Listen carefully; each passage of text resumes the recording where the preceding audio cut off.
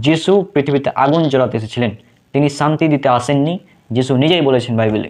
আসসালামু আলাইকুম রহমতুল্লাহি ওবারাকাতুহু। আশা করছি আল্লাহ সুবহানাহু ওয়া তাআলার রহমতে আপনারা সবাই অনেক অনেক ভালো আছেন।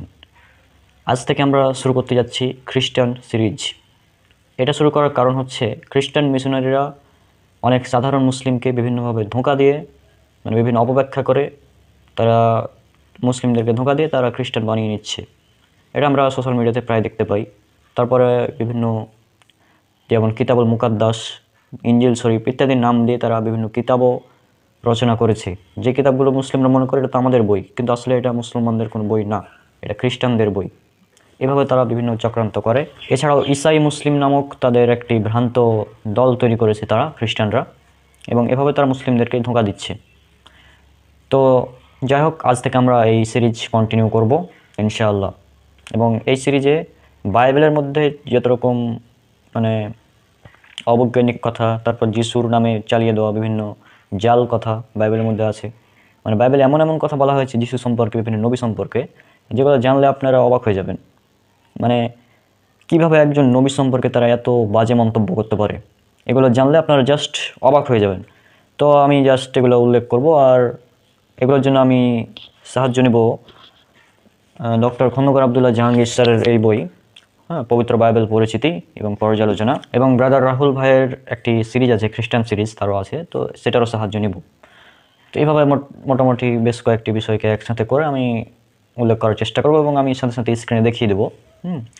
আমার ল্যাপটপে এখানে সামনে বাইবেল খোলা আছে, আমার হচ্ছে ক্যারির বাইবেল ওপেন করা আছে। তো আমি এখান থেকে জাস্ট আপনাদের দেখিয়ে দেবো মূল বিষয়গুলো, মানে বাইবেলে যে এতভাবে উল্লেখ করা হয়েছে। এবং আমি ধারাবাহিকভাবে যেগুলো উল্লেখ করব তার মধ্যে হচ্ছে যিশুর বিভিন্ন খারাপ আচরণ উল্লেখ করা হয়েছে যিশু সম্পর্কে, সেগুলো উল্লেখ করব। বিভিন্ন অবৈজ্ঞানিক বিষয় আছে, সেগুলো উল্লেখ করব। বাইবেলে অনেক অশ্লীলতা রয়েছে, সেগুলো উল্লেখ করব। মানে টোটাল বাইবেলের পর্যালোচনা করা হবে এই সিরিজের মাধ্যমে ইনশাআল্লাহ। তো সবাই আমার জন্য দোয়া করবেন, আল্লাহ যেন এটা করার তৌফিক দান করেন, আর এই ভিডিওগুলো যেন প্রত্যেক মুসলিমদের কাছে পৌঁছে যায়, যেন মুসলিমরা সতর্ক থাকতে পারে। কারণ অধিকাংশ বাঙালি মুসলিম তারা বাইবেল এবং কোরআন সম্পর্কে তেমন কোনো জ্ঞান রাখে না, যে কারণে যখন খ্রিস্টানরা এসে সুন্দর সুন্দর কথা বলে তখন তারা খ্রিস্টান হয়ে যায়। যদি তাদের বাইবেল সম্পর্কে জ্ঞান থাকতো তাহলে কিন্তু তারা এটা করতে পারতো না। তো চলুন, আজকের যেটা আলোচ্য বিষয়, আজকে যেটা উল্লেখ করব সেটা হচ্ছে বাইবেলে যিশু। বাইবেলে যিশু তিনি পৃথিবীতে শান্তি দিতে আসেননি, বরং যিশু এসেছিলেন পৃথিবীতে অশান্তি দিতে। যিশু পৃথিবীতে আগুন জ্বালানোর জন্য এসেছিলেন। জি, এটা উল্লেখ করা আছে বাইবেলে।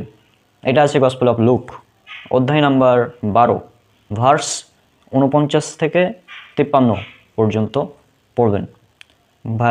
রেফারেন্স সহজ, গসপেল অফ লুক অধ্যায় নাম্বার 12, ভার্স নাম্বার 49 থেকে 53।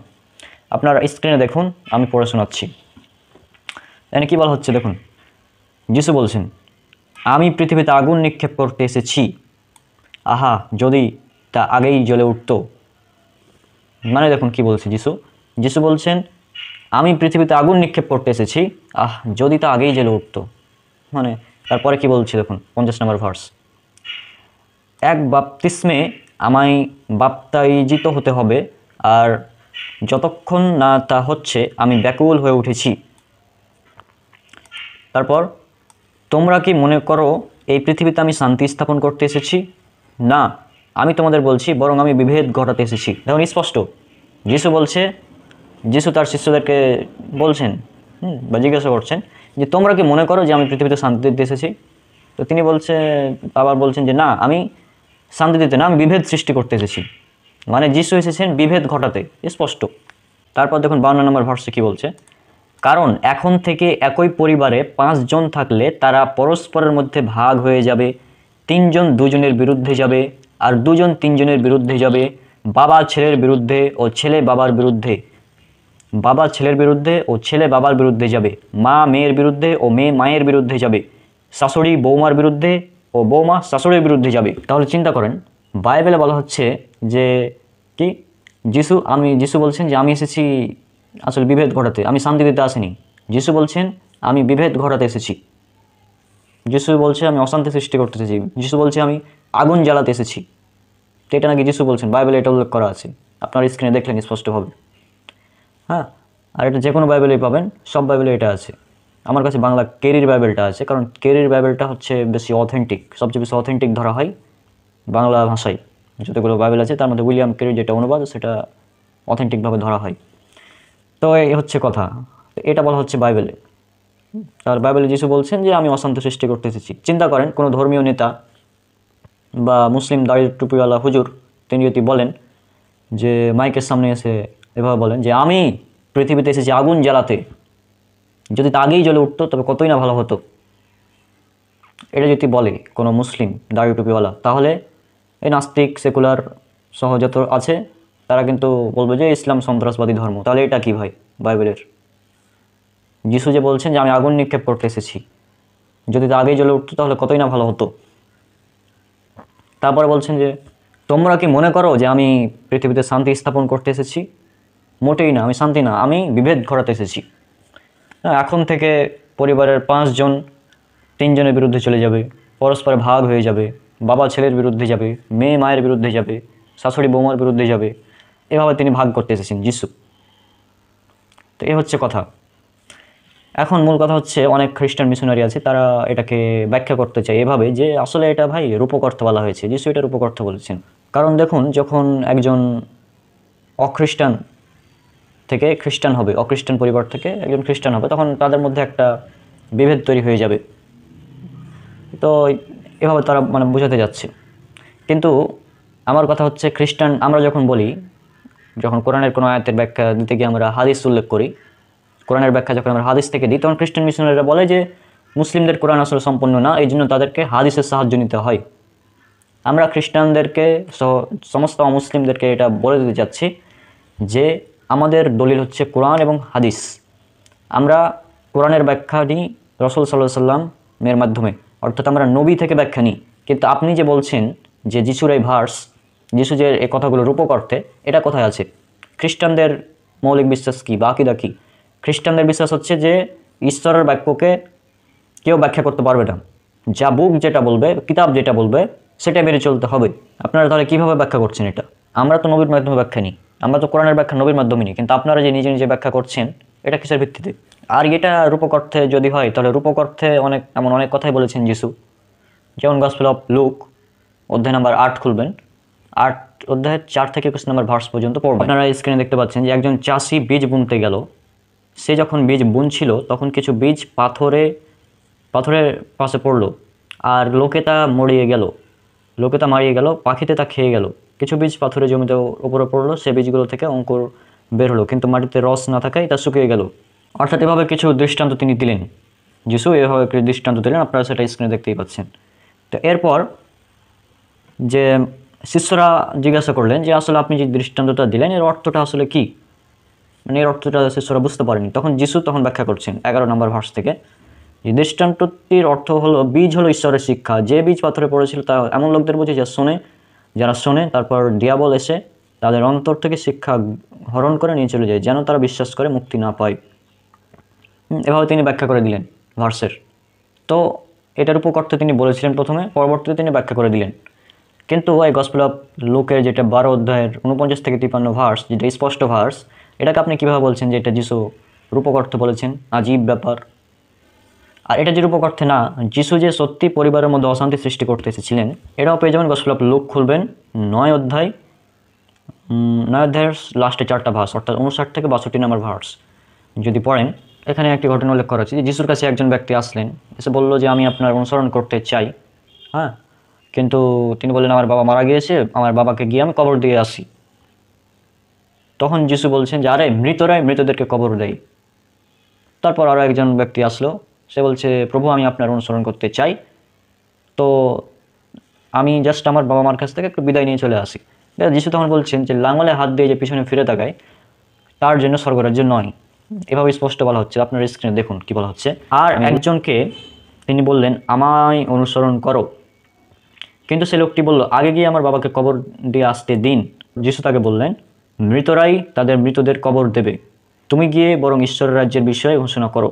তারপর একজন বলল প্রভু আমি আপনার অনুসারী হব, কিন্তু প্রথমে আমার বাড়ির সকলকে বিদায় জানিয়ে আসতে দিন। কিন্তু যিশু বললেন লাঙলে হাত রেখে যে পিছনে ফিরে তাকায় সে ঈশ্বরের রাজ্যের যোগ্য নয়। স্পষ্ট বাইবেলের ভার্সে এটা উল্লেখ করা হচ্ছে।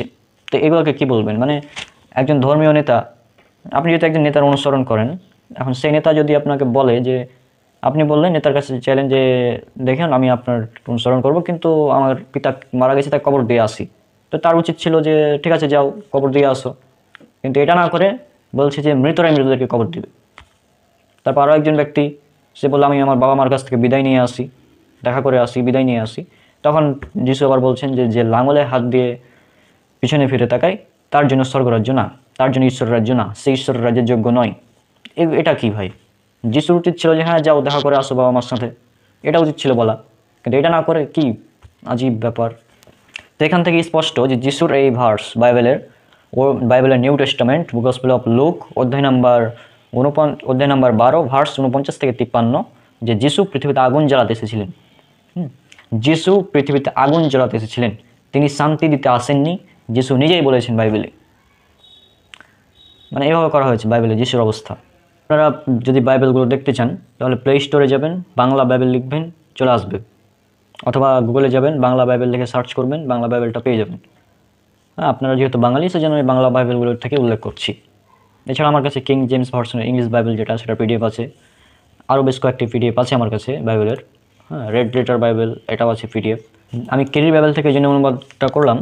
কেরি বাইবেল যদি লিখেন আপনারা গুগলে, তাহলে কেরির বাইবেল যেটা পিডিএফ সেটা আপনারা পেয়ে যাবেন। তো এটা এই জন্য আমি উল্লেখ করছি। আরেকটা আছে BBS Bible, Bangladesh Bible society, সেটা আপনারা দেখতে পারেন এবং সেটা আপনারা প্লে স্টোরে অ্যাভেলেবল পেয়ে যাবেন।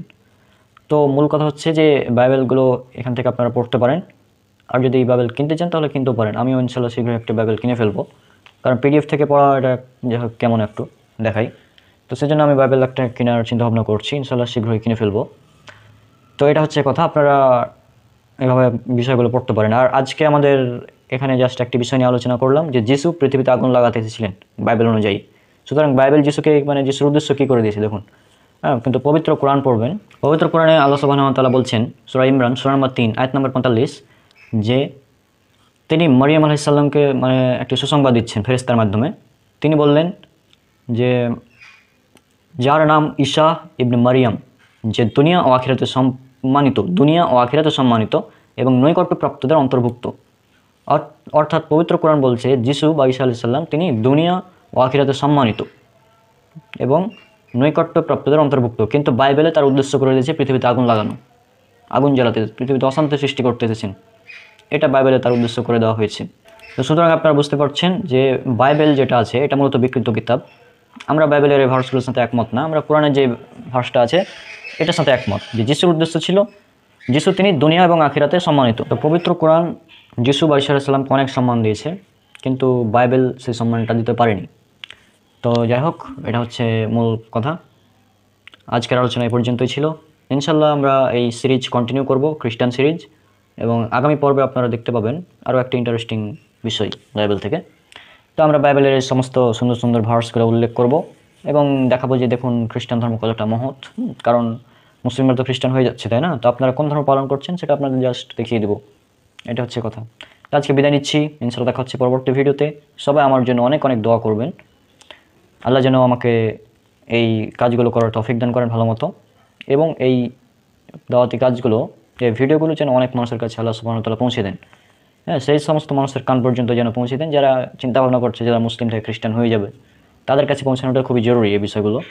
কারণ খ্রিস্টানদের একটি চক্রান্ত এগুলো সম্পর্কে যেন প্রতিটি সাধারণ মুসলিম সচেতন হতে পারে।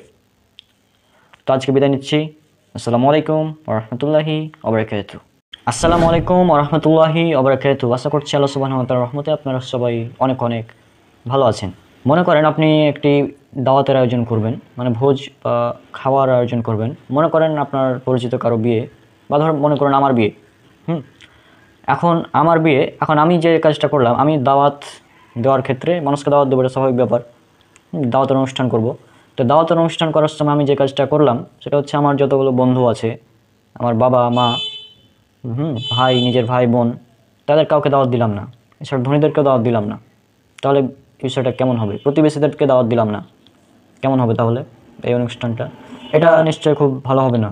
কারণ আমার বিয়ে, এখন আমি আমার বাবাকে দাওয়াত দিলাম না, মাকে দাওয়াত দিলাম না, আমার বন্ধুদেরকে দাওয়াত দিলাম না, প্রতিবেশীদেরকে দাওয়াত দিলাম না। এই বিষয়টা কেমন? এই বিষয়টা নিশ্চয়ই খুবই অসামাজিক বিষয় হবে এবং এটা কেউ পালন করতেও পারবে না। যে আমি একটি দাওয়াতের অনুষ্ঠান করব, ভোজের আয়োজন করব, আর সেখানে নিজের পরিবারের কেউ থাকতে পারবে না, নিজের বন্ধুরা থাকতে পারবে না, প্রতিবেশীরা থাকতে পারবে না, এটি কোনোভাবেই সম্ভব না। মানে এইটি একটি অবাস্তব বিষয়। আর ঠিক এই শিক্ষাটাই বাইবেলের যিশু তিনি দিয়েছেন। বাইবেলে যিশু যে শিক্ষাটা দিয়েছেন তিনি এটাই দিয়েছেন যে তুমি দাওয়াত দেওয়ার সময় প্রতিবেশীদের দাওয়াত দিবা না, বন্ধুদের দাওয়াত দিবা না, বাবা মাকে দাওয়াত দিবা না। এটা তিনি যিশু শিক্ষা দিয়েছেন বাইবেলে। অবাক হচ্ছেন তাই না? চলুন আমরা বাইবেল থেকে দেখে নিব। এটা আছে বাইবেলের গসপেল অফ লুক 14 অধ্যায় 12 থেকে 14 নম্বর ভার্স। গসপেল অফ লুক 14 অধ্যায় 12 থেকে 14 নম্বর ভার্স। তো চলুন স্ক্রিনে আমরা দেখে নিই। আপনার স্ক্রিনে দেখতে থাকুন, আমি পড়ে শোনাচ্ছি। এখানে বলা হচ্ছে, তখন যে তাকে নিমন্ত্রণ করেছিল তাকে যিশু বললেন, তুমি যখন ভোজের আয়োজন করবে তখন তোমার বন্ধু, ভাই, আত্মীয় স্বজন বা ধনী প্রতিবেশীদের নিমন্ত্রণ করো না, কারণ তারা তোমাকে পাল্টা নিমন্ত্রণ করে প্রতিদান দেবে। কিন্তু তুমি যখন ভোজের আয়োজন করবে তখন দরিদ্র, খোঁড়া, বিকলাঙ্গ ও অন্ধদের নিমন্ত্রণ করো।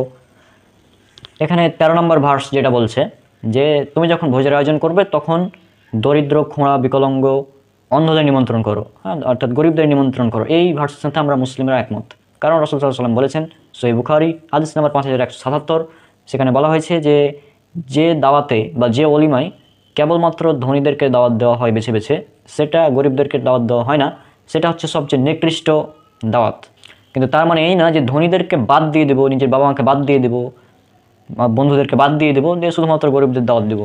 এটা কেমন? তারপর 14 নম্বর ভার্সে বলছে যে যিনি বাইবেল লিখেছেন, কে যে লিখেছে এই বাইবেলটা আল্লাহ ভালো জানে, কারণ বাইবেল পরবর্তীতে বিকৃত করা হয়েছে, যিশুর নামে এগুলো চালিয়ে দেওয়া হয়েছে আর কি। তো 14 নম্বর ভার্সে তিনি যুক্তি দিচ্ছেন যে আসলে কেন গরিবদের দিতে হবে এবং ধনীদের দিতে হবে না, যুক্তি দিচ্ছেন তিনি। এবং 14 নম্বর ভার্সে বলছেন যে তাতে যাদের প্রতিদান দেবার ক্ষমতা নেই সেই রকম লোকদের নিমন্ত্রণ করার জন্য ধার্মিকদের পুনরুত্থানের সময় ঈশ্বর তোমায় পুরস্কার দেবেন। মানে তিনি যুক্তি দিচ্ছেন যে যদি তুমি ধনীদেরকে দাওয়াত দাও তাহলে ধনীরা তো তোমাকে আবার দাওয়াত দেবে, দাওয়াত দেওয়ার পর সে দাওয়াতটা তো মানে সহজ হয়ে যাবে, মানে প্রতিদান পেয়ে গেলা দুনিয়াতেই, পরকালে তোমার কোনো প্রতিদান রইল না, ঈশ্বর তোমার কোনো প্রতিদান দিবেন না। মানে আজীব ব্যাপার ভাই। সহিহ বুখারীর 12 নম্বর হাদিস, এখানে আল্লাহ রাসূল সাল্লাল্লাহু আলাইহি ওয়াসাল্লাম বলছেন যে আল্লাহ রসুলকে একজন সাহাবী এসে জিজ্ঞাসা করলেন যে রাসূলুল্লাহ সাল্লাল্লাহু আলাইহি ওয়াসাল্লাম, ইসলামে কোন জিনিসটি উত্তম? তিনি বললেন যে তুমি মানুষকে খাবার খাওয়াবে এবং সালাম দেবে চেনা অচেনা সবাইকে, এটা হচ্ছে ইসলামের সর্বোত্তম কাজ। কিন্তু এখানে বলছে যে কি তুমি ধনীদেরকে দাওয়াত দেওয়া যাবে না, বাইবেলে বলছে তোমার বন্ধুকে দাওয়াত দেবে না, আত্মীয় স্বজনকে দাওয়াত দেবে না, ধনী প্রতিবেশীদের দাওয়াত দেবে না। মানে আজীব ব্যাপার ভাই, কেবল দরিদ্র, খোঁড়া, বিকলাঙ্গ এদের নিমন্ত্রণ দিবে। কারণ যুক্তি দিচ্ছেন, খুব সুন্দর যুক্তিটা শুনুন। যদি আপনি ধনীদেরকে দাওয়াত দেন তাহলে ধনী ব্যক্তিরা আপনার কি করবে? পরিশোধ করে দেবে। এবং এই পরিশোধ করে দেওয়ার কারণে আপনি পরকালে আর কোনো রিওয়ার্ড পাবেন না, ঈশ্বরের কাছ থেকে কোনো রিওয়ার্ড পাবেন না। বাইবেলের এই যিনি লিখেছেন তিনি এটা যুক্তি দিচ্ছেন। তা আমার কথা হচ্ছে, বাইবেলের ঈশ্বর এত কৃপণ কেন যে তিনি, মানে আমি আমার বন্ধুদেরকে খাওয়ালাম ঈশ্বরের সন্তুষ্টির উদ্দেশ্যে, আল্লাহ সন্তুষ্টির উদ্দেশ্যে আমি বন্ধুদেরকে খাওয়ালাম, আমার পিতামাতাকে খাওয়ালাম, প্রতিবেশীদেরকে খাওয়ালাম, তো এই জন্য আল্লাহ আমাকে রিওয়ার্ড দেবেন না? এটা কেমন বিষয়, তাই না? আলহামদুলিল্লাহ, আল্লাহ সুবহানাহু ওয়া তাআলা আমাদের দুনিয়া এবং আখিরাতে উভয় জায়গায় রিওয়ার্ড দেবেন, কিন্তু বাইবেলের ঈশ্বর তিনি অনেক কৃপণ, বা যিনি বাইবেল লিখেছেন তিনি ঈশ্বরকে অনেক কৃপণ বানিয়ে দিয়েছেন এখানে লেখার মাধ্যমে। কারণ বলতে যাচ্ছেন যে ঈশ্বর তোমাকে পুরস্কার করবেন না যদি ধনীদেরকে দাওয়াত দাও। আজীব ব্যাপার। আর এটা হচ্ছে বাইবেলের একটি যিশুর শিক্ষা। আর যিশুর শিক্ষা এটাকে কয়জন অনুসরণ করেন আমাকে বলবেন? যারা খ্রিস্টান আছেন, যারা মুসলিম থেকে খ্রিস্টান হয়ে গিয়েছেন, তারা কি যিশুর এই যে এই ভার্সের উপর কোনোদিন আমল করেছেন? মানে এইগুলো কি মেনে চলতে পেরেছেন? আপনারা যখন অনুষ্ঠান করেন তখন কি আপনাদের ভাইকে দাওয়াত দেন না, আপনার বোনকে দাওয়াত দেন না, আপনার মা বাবা পিতামাতা ভাই বোন আত্মীয় স্বজনকে দাওয়াত দেন না? আপনারা কি বেছে বেছে শুধু ন্যাংরা, খোড়া, তারপর বিকলাঙ্গ, তারপর অন্ধ এদেরকে দাওয়াত দেন? মানে ভাই এটা একটি লজিক্যাল ফ্যালাসি। মানে এই ভার্সের উপর কোনো খ্রিস্টান কেউ আমল করতে পারবে না। এটা এমন একটি ভার্স যে এই ভার্সে কেউ আমল করতে পারবে না এবং করেও না কোনো খ্রিস্টান। কিন্তু স্বর্গের রাজ্যে প্রবেশ করার জন্য কি করতে হবে? স্বর্গের রাজ্যে প্রবেশ করার জন্য যীশু খ্রিস্টের শিক্ষা অনুসরণ করতে হবে। গসপেল অফ ম্যাথিউ অধ্যায় নম্বর 5 ভার্স 17 থেকে 20। যীশু খ্রিস্টের শিক্ষা অনুসরণ না করলে কেউ স্বর্গের রাজ্যে প্রবেশ করতে পারবে না। তা আপনারা কতজনই যীশু খ্রিস্টের শিক্ষা অনুসরণ করেন? এটা কতজন করেন? তারপর আর ধনী যারা আছে, ধনীদের ব্যাপারে তো যিশুর অনেক রাগ। ধনীরা তো কখনো জান্নাতে প্রবেশই করতে পারবে না। ধনীদের জন্য জান্নাতে প্রবেশ করা এতটাই কঠিন, যতটা কঠিন মানে সুঁয়ের ছিদ্র দিয়ে উট প্রবেশ করাটা যতটা কঠিন, তার চেয়েও কঠিন ধনীদের জন্য জান্নাতে প্রবেশ করা। অবাক হচ্ছেন? অবাক হওয়ার কিছু নেই। গসপেল অফ লুক খুলবেন, অধ্যায় নম্বর 18, ভার্স 18 থেকে 25। এখানে যদি পড়েন, আমি স্ক্রিনে দিয়ে দিচ্ছি, আপনারা পড়ুন। ইহুদিদের একজন দলনেতা তাকে জিজ্ঞাসা করলো, হে সদাগুরু, অনন্ত জীবন পেতে হলে আমাকে কি করতে হবে? যিশু তাকে বললেন, তুমি আমায় সৎ বলছো কেন? ঈশ্বর ছাড়া আর কেউ সৎ নয়। তুমি তো ঈশ্বরের সব আজ্ঞা জানো। ব্যভিচার করো না, নরহত্যা করো না, চুরি করো না, মিথ্যা সাক্ষ্য দিও না, তোমার বাবা মাকে সম্মান করো। সে বলল, আমি ছোটবেলা থেকেই সব পালন করে আসছি। একথা শুনে যিশু বললেন, কিন্তু তোমার মধ্যে একটি বিষয়ের এখনো ত্রুটি আছে। তোমার যা কিছু আছে সে সব বিক্রি করে তা গরিবদের মধ্যে বিলিয়ে দাও, তাহলে স্বর্গে তোমার ধন সম্পদ জমা হবে। তারপর আমার অনুসরণ করো। কিন্তু এই কথা শুনে তার খুব দুঃখ হলো, কারণ তার প্রচুর ধন সম্পদ ছিল। যিশু তাকে দুঃখিত হতে দেখে বললেন, যাদের ধন সম্পদ আছে তাদের পক্ষে ঈশ্বরের রাজ্যে প্রবেশ করা কত কঠিন। হ্যাঁ, একজন ধনীর পক্ষে ঈশ্বরের রাজ্যে প্রবেশ করা অপেক্ষা সূচের মধ্য দিয়ে উটের পার হওয়া সহজ। দেখুন স্পষ্ট, গসপেল অফ লুক অধ্যায় 18 ভার্স নম্বর 25, যে একজন ধনীর পক্ষে ঈশ্বরের রাজ্যে বা স্বর্গ রাজ্যে প্রবেশ করা ততটাই কঠিন, যতটা মানে ঈশ্বরের রাজ্যে প্রবেশ করা এতটাই কঠিন যে তার চেয়ে সুঁয়ের ছিদ্র দিয়ে একটি উট প্রবেশ করাটা তার থেকে বেশি সহজ। তার মানে কি? তার মানে ধনীদের জন্য স্বর্গরাজ্যে প্রবেশ করা অসম্ভব। এখন সে সমস্ত খ্রিস্টানদের কাছে প্রশ্ন, যারা অনেক ধনী, আপনারা কখনোই স্বর্গরাজ্যে প্রবেশ করতে পারবেন না আপনাদের ভার্স অনুযায়ী। আপনারা যদি স্বর্গরাজ্যে প্রবেশ করতে চান, তাহলে গরিবদের মধ্যে সব কিছু বিলিয়ে দিন যিশুর শিক্ষা অনুযায়ী। আপনারা যিশুর এই শিক্ষাকে অনুসরণ করবেন? কেউ করে না। তাহলে তো এটা হচ্ছে পয়েন্ট। আজকের এই পয়েন্টটা ছিল যে শুধুমাত্র ধনীদেরকে দাওয়াত দিতে হবে, এটা সঠিক না। ইসলাম এটা বলেনি, এটা বলেছে নিকৃষ্ট কাজ শুধুমাত্র ধনীদেরকে দাওয়াত দেওয়া আর গরিবদেরকে দাওয়াত না দেওয়া। বরং ইসলাম একটি ভ্রাতৃত্বপূর্ণ সামাজিক জীবনবিধান। কারণ ইসলামে বাবা মাকে দাওয়াত দিতে হবে, পরিবার, আত্মীয় স্বজন এবং প্রতিবেশীর অনেক হক আছে ইসলামে। প্রতিবেশীকে দাওয়াত দিতে হবে এবং অনেক কোরআন হাদিসে অসংখ্য জায়গায় আছে প্রতিবেশী সম্পর্কে। প্রতিবেশীর হক সম্পর্কে বিস্তারিত আলোচনা আমি করবো ইনশাল্লাহ পরবর্তীতে একদিন। সেখানে রেফারেন্সগুলো সব উল্লেখ করে দেবো প্রতিবেশীর কী কী হক রয়েছে। তো এটা হচ্ছে কথা যে বাইবেলের এই শিক্ষা, যখন আপনি কাউকে দাওয়াত দিবেন তো কেবলমাত্র ধনীদেরকে দাওয়াত দিতে পারবেন না, বাবা মাকে দাওয়াত দিতে পারবেন না, বন্ধুদেরকে দাওয়াত দিতে পারবেন না, কেবল দরিদ্র, বিকলাঙ্গ, অন্ধ এদেরকে দাওয়াত দিতে হবে। মানে এটা কেমন শিক্ষা? এই শিক্ষা কেউ মানতে পারবে না। হ্যাঁ, শুনে মনে হতে পারে এটা খুব ভালো বিষয়, খুবই ভালো বলছে, ধনীদেরকে দাওয়াত দেওয়া যাবে না, শুধুমাত্র গরিবদের দাওয়াত দিতে হবে। হ্যাঁ, কত সুন্দর, এটা শুনতে ভালো লাগবে, কিন্তু এটা বাস্তবতা বিরোধী। বাস্তবে এটা কোনোভাবেই সম্ভব না। তো যাই হোক, আশা করছি আপনারা বুঝতে পেরেছেন। বাইবেলে এরকম আরও অনেক সুন্দর সুন্দর মানে কথা রয়েছে, বাইবেলে অনেক সুন্দর সুন্দর এরকম ভার্স রয়েছে, সেগুলো নিয়ে আমরা পরবর্তী এপিসোডে হাজির হবো ইনশাল্লাহ। ততদিন পর্যন্ত আল্লাহ সুবহানাহু ওয়া তাআলা সবাইকে শান্তিতে রাখুন। আজকে বিদায় নিচ্ছি, সবাই আমার জন্য অনেক অনেক দোয়া করবেন। আসসালামু আলাইকুম ওয়া রাহমাতুল্লাহি ওয়া বারাকাতুহু। আমরা মুসলিমরা খ্রিস্ট বিরোধী না, আমরা খ্রিস্ট লাভার। আমরা যীশু খ্রিস্টকে ভালোবাসি। যীশু খ্রিস্টকে ভালোবাসা আমাদের ইমানের দাবি। যদি কোনো ব্যক্তি যীশু খ্রিস্টকে ঈসা ইবনে মারিয়াম ঈসা আলাইসাল্লাম তাকে যদি কেউ আল্লাহর নবী এবং আল্লাহর রাসূল হিসেবে না মানে, তাকে যদি ভালো না বাসে, তাকে যদি আল্লাহর নবী এবং আল্লাহর রাসূল হিসেবে না মানে, তাহলে সে ব্যক্তি মুসলিম নয়। আসসালামু আলাইকুম ওয়া রাহমাতুল্লাহি ওয়া বারাকাতুহু। আশা করছি আল্লাহ সুবহানাহু ওয়া তাআলার রহমতে আপনারা সবাই অনেক অনেক ভালো আছেন। মনে করেন আপনার একটি সন্তান আছে এবং তার বয়স 8 থেকে 9 বছর। এখন সে 3 দিন ধরে হঠাৎ হারিয়ে গিয়েছে, তাকে খুঁজে পাওয়া যাচ্ছে না। আপনারা খুব পেরেশান, তাকে খুঁজছেন। তো একদিন তাকে খুঁজে পেলেন এবং খুঁজে পাওয়ার পর আপনি বললেন, 3 দিন পর হঠাৎ আপনারা খুঁজে পেলেন, খুঁজে পাওয়ার পর বললেন যে, বাবা তোমার কি হয়েছিল, এতদিন ধরে কোথায় ছিলে, আমরা তো তোমাকে খুঁজে পাইনি। তখন সে সন্তান বলছে যে, তোমরা আমাকে কেন খুঁজছিলে? মানে সন্তানের মা তাকে ওই সন্তানের মা তাকে বলছে যে, বাবা তুমি কোথায় ছিলে এতদিন, আমরা তোমার জন্য তোমাকে খুঁজে বেরিয়েছি আমরা তোমার জন্য এত পেরেশান হয়েছিলাম। মানে আপনি খুব আদর, স্নেহ, মমতার সাথে বলছেন, কিন্তু সে সন্তানটা বলছে যে, তোমরা আমাকে কেন খুঁজছিলে? তোমরা জানো না আমি মসজিদে ছিলাম বা মন্দিরে ছিলাম বা গির্জায় ছিলাম, আমি ঈশ্বরের আদেশ পালন করছিলাম, তোমরা জানো না? এভাবে কথা বলছে। তাহলে এই সন্তানটাকে আপনারা কি বলবেন, মানে কেমন বলবেন? তারপর আরও একটি উদাহরণ দিচ্ছি। সেটা হচ্ছে যে, মনে করেন আপনার সন্তান, সে একজন স্কুলের টিচার বা প্রাইভেট কোচিংয়ের টিচার, খুব ভালো একজন শিক্ষক। তিনি ক্লাসে পাঠদান করাচ্ছেন। এ সময় আপনি প্রয়োজনে গিয়েছেন আপনার ছেলের সঙ্গে দেখা করবেন। বা আপনি আপনার ভাইয়ের সঙ্গে দেখা করবেন, সেজন্য আপনি গিয়েছেন। তো তার সঙ্গে যখন দেখা করতে গেলেন তখন তো ওই শিক্ষকের মা এবং ভাই তারা খুব সুন্দরভাবে বলল যে ভিতরে আমার ছেলে আছে, তো আমি তার সাথে একটু কথা বলতে চাই।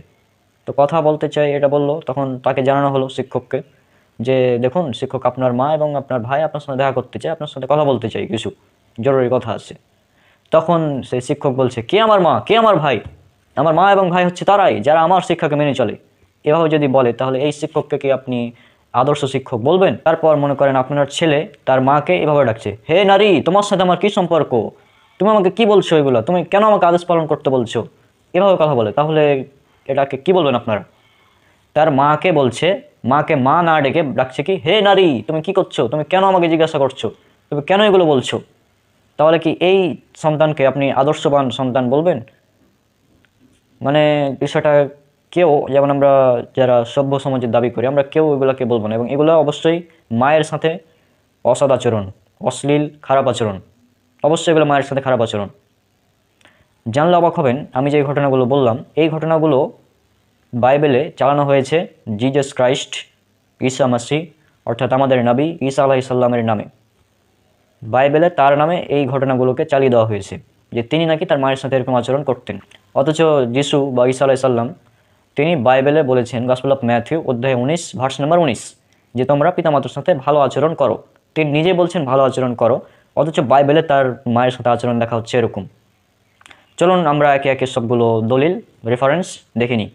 একদম স্ক্রিনে আমি দিব, আপনারা সেখান থেকে মিলিয়ে নিন। আমি যেগুলো বললাম একদম হুবহু সেম। প্রথমে যে ঘটনাটা বললাম যে একটি সন্তান 3 দিন ধরে হারিয়েছিল, পরবর্তীতে পাওয়া গেল, তখন বলছিল যে কে, তোমরা আমাকে কেন খুঁজছিলা? তোমরা কেন আমাকে খুঁজছো? এই ঘটনাটা উল্লেখ করা আছে যিশুর ব্যাপারে। এটা আছে গসপেল অফ লুক অধ্যায় নাম্বার 2 ভার্স 48 থেকে 50, যদি পড়েন তাহলে সেখানে এটা উল্লেখ করা আছে। আমি স্ক্রিনে দিচ্ছি, আপনারা দেখুন। যে যিশু তখন তাদের বললেন, যিশুর মা তাকে সেখানে খুঁজছিলেন, হ্যাঁ, যিশুর মা বাবা তাকে সেখানে খুঁজছিলেন, বললেন বাচ্চা আমাদের সঙ্গে এমন কেন করলো? তোমাকে আমরা ভীষণ ব্যাকুল হয়ে তোমার খোঁজ করে বেড়াচ্ছি। তখন যিশু আবার বললেন কি, তোমরা কেন আমার খোঁজ করছিলে? তোমরা কি জানো না যে আমি আমার পিতার কাজ, যেখানে পিতার কাজ সেখানেই আমাকে থাকতে হবে? মানে এটা কি ভাই, যিশুকে এভাবে দেখানো হয়েছে বাইবেলে। যিশু তো এটা বলতে পারতো যে মা আমার ভুল হয়েছে, আমি একটু মানে গির্জাতে ছিলাম বা মসজিদে ছিলাম বা মন্দিরে ছিলাম, তো আমি পরবর্তীতে এমনটা করবো না, আমি পরবর্তীতে তোমাদের জানিয়ে আসবো, এটা বলতে পারতো। এটা না বলে বলছে তোমরা কেন আমার খোঁজ করছিলে? তোমরা কি জানো না যে আমি আমার ঈশ্বরের যেখানে কাজ সেখানে আমাকে থাকতে হবে? মানে আজীব ব্যাপার। এটা ছিল একটি ঘটনা। আচ্ছা, দ্বিতীয় উদাহরণ যেটা দিলাম, দ্বিতীয় উদাহরণ এটা হচ্ছে যে একজন শিক্ষক তিনি পাঠদান করাচ্ছেন এবং তার মা এবং তার ভাই তার সঙ্গে দেখা করতে চেয়েছে, কিন্তু সে শিক্ষক অস্বীকার করে বলে দিচ্ছে কে আমার মা, কে আমার ভাই, এভাবে বলেছে। হ্যাঁ, তো এই কে আমার ভাই এভাবে যখন বলেছে, এই ঘটনাটা আপনারা পাবেন যিশুর ক্ষেত্রে। এটা উল্লেখ করা আছে গসপেল অফ মার্ক অধ্যায় 3 ভার্স 31 থেকে 35, গসপেল অফ ম্যাথিউ অধ্যায় 12 ভার্স 46 থেকে 50, এবং গসপেল অফ লুক অধ্যায় 8 ভার্স 19 থেকে 21। আমি গসপেল অফ ম্যাথিউ অধ্যায় 12 46 থেকে 50 এটা স্ক্রিনে শো করাচ্ছি। আপনারা দেখুন যে যিশু যখন সমবেত লোকদের সাথে কথা বলছিলেন, তখন তার মা ও ভাইরা এসে তার সঙ্গে কথা বলার ইচ্ছায় বাইরে দাঁড়িয়ে অপেক্ষা করছিলেন। সে সময় একজন লোক তাকে বলল, দেখুন আপনার মা ও আপনার ভাইরা বাইরে দাঁড়িয়ে আছেন, তারা আপনার সঙ্গে কথা বলতে চান। যিশু তখন তাকে বললেন, কে আমার মা, কারাই বা আমার ভাই? এরপর তিনি তার অনুগামীদের দেখিয়ে বললেন, দেখো এরাই আমার মা, আমার ভাই। হ্যাঁ, যে কেউ আমার স্বর্গের পিতার ইচ্ছা পালন করে সেই আমার মা ও ভাই ও বোন। মানে কি ভাই, যিশুর মা এবং যিশুর ভাই তার সঙ্গে দেখা করতে এসেছে, কিন্তু যিশু বলছেন কি যে কে আমার মা, কে আমার ভাই, ডাইরেক্ট এভাবে বলছে। তো এটা এভাবে না বলে তিনি এভাবে বলতে পারতেন যে দেখুন আমার, যদিও ইনি আমার মা এবং আমার ভাই, আপন মা এবং আপন ভাই, কিন্তু আমার প্রকৃত ভাই হচ্ছে তারাই যারা আমার আদেশকে মেনে চলে। আমার প্রকৃত মা এবং ভাই হচ্ছে তারাই যারা আমার প্রকৃত আদেশকে মেনে চলে। কিন্তু এটা না করে ডাইরেক্ট বলছে কে আমার মা, কে আমার ভাই। আজীব ব্যাপার। তা আমি একটা এখানে অনেক খ্রিস্টানরা এখানে যুক্তি দেয় কি যে দেখুন এখানে যিশু আসলে বোঝাতে চেয়েছেন ঈশ্বরের প্রতি ভালোবাসা, মানে ঈশ্বরের প্রতি প্রেম বা ভালোবাসা বোঝানোর উদ্দেশ্যে, ঈশ্বরের প্রতি ভালোবাসা বোঝাতে গিয়ে তিনি এটা এভাবে বলেছেন যে আসলে যিশুর প্রকৃত মা এবং প্রকৃত ভাই হচ্ছে তারাই যারা তার অনুসরণ করে। এখন আমার প্রশ্ন, যিশুর প্রকৃত মা যিনি মারিয়াম ছিলেন, তিনি কি অবিশ্বাসী ছিলেন যে তাকে একদম অস্বীকার করে দিতে হবে যে কে আমার মা, এভাবে বলতে হবে? তিনি তো অবিশ্বাসী ছিলেন না। আর যদি ধরেও নেই যে তিনি একজন অবিশ্বাসী ছিলেন, ধরেও নি যদি তর্কের খাতিরে যে তিনি অবিশ্বাসী বা কোনো ব্যক্তির মা অবিশ্বাসী, তো তার মানে কি এই যে মায়ের সাথে খুব খারাপ ব্যবহার করতে হবে? যেমন ইসলামের শিক্ষা হচ্ছে যে সূরা লোকমান খুলবেন, সূরা লোকমান 31 নম্বর সূরা 15 নম্বর আয়াত, যে তারা যদি তোমাকে শিরক করতে আদেশ করে, জোর করে যদি তোমাদেরকে যদি শিরক করার জন্য আহ্বান করে, যদি শিরক করতে বলে, তাহলে তোমরা তোমাদের পিতামাতার আদেশ পালন করবা না, তাদের আনুগত্য করবা না, কিন্তু দুনিয়ায় তাদের সাথে বসবাস করবে সৎভাবে। মানে পিতামাতার সাথে সদ্ব্যবহার করতে বলা হচ্ছে। যদিও পিতামাতা তোমাকে শিরক করতে বলে তখন শুধু তাদের আদেশ মানা যাবে না, মানে পিতামাতা যদি অমুসলিমও হয় তারপরেও তাদের সাথে সদ্ব্যবহার করতে হবে। এটা হচ্ছে পবিত্র কোরআনের শিক্ষা। কিন্তু যিশুর কথা কি, কে আমার মা, কে আমার ভাই, এভাবে ডাইরেক্ট বলে দিচ্ছে। আজীব ব্যাপার। আচ্ছা, এর পরবর্তী ঘটনা সেটা হচ্ছে যিশু তার মায়ের সাথে একদিন একটি বিয়ের অনুষ্ঠানে গিয়েছেন। বিয়ের অনুষ্ঠানে গিয়ে যিশুর মা তাকে বলছেন যে দেখো বাবা, আমাদের যে যারা রয়েছে তাদের আমাদের তো কোল্ড ড্রিঙ্কস বা দ্রাক্ষা রস যেটা হচ্ছে এদের সেটা দ্রাক্ষা রস সেটা শেষ হয়ে গিয়েছে, তুমি একটা ব্যবস্থা করো। তো যিশু তখন বলছেন, হে নারী, তুমি কেন আমাকে এগুলো করতে বলছো? যিশু এভাবে বলছেন, তার মাকে বলছেন, হে নারী, তুমি কেন আমাকে এগুলো করতে বলছো? চলুন আমরা স্ক্রিনে দেখে নিই কী বলা হচ্ছে। আপনারা খুলবেন গসপেল অফ জন অধ্যায় নম্বর 2 ভার্স 1 থেকে 4 পর্যন্ত পড়বেন। এখানে উল্লেখ করা হচ্ছে, দেখুন, তৃতীয় দিনে গালিলের কান্নানগরে একটা বিয়ে হচ্ছিল এবং যিশুর মা সেখানে ছিলেন। সে বিয়ে বাড়িতে যিশু ও তার শিষ্যদেরও নিমন্ত্রণ করা হয়েছিল। যখন সমস্ত দ্রাক্ষারস ফুরিয়ে গেল তখন যিশুর মা তাকে এসে বললেন, এদের আর দ্রাক্ষারস নেই। যিশু বললেন, তার মাকে বলছেন যিশু কি বললেন, হে নারী, তুমি আমায় কেন বলছো কি করা উচিত? আমার সময় এখনো আসেনি। চিন্তা করুন, যিশুর মা তাকে বলছেন যে দেখো এদের দ্রাক্ষারস যেগুলো আছে, কোল্ড ড্রিঙ্কস, এগুলো ফুরিয়ে গিয়েছে, তো তুমি একটা ব্যবস্থা করো, বা পানি ফুরিয়ে গিয়েছে, তুমি একটা ব্যবস্থা করো। তো যিশু তখন তার মাকে বলছেন, হে নারী, মানে ওগুলা বাদ দিলাম ভাই, মাকে সম্বোধন করা হচ্ছে কীভাবে, হে নারী। এটা কী রে ভাই? মানে এটা কি মায়ের সাথে অশ্লীল ব্যবহার না, অসদাচরণ না মায়ের সাথে? মাকে বলা হে নারী, হে নারী।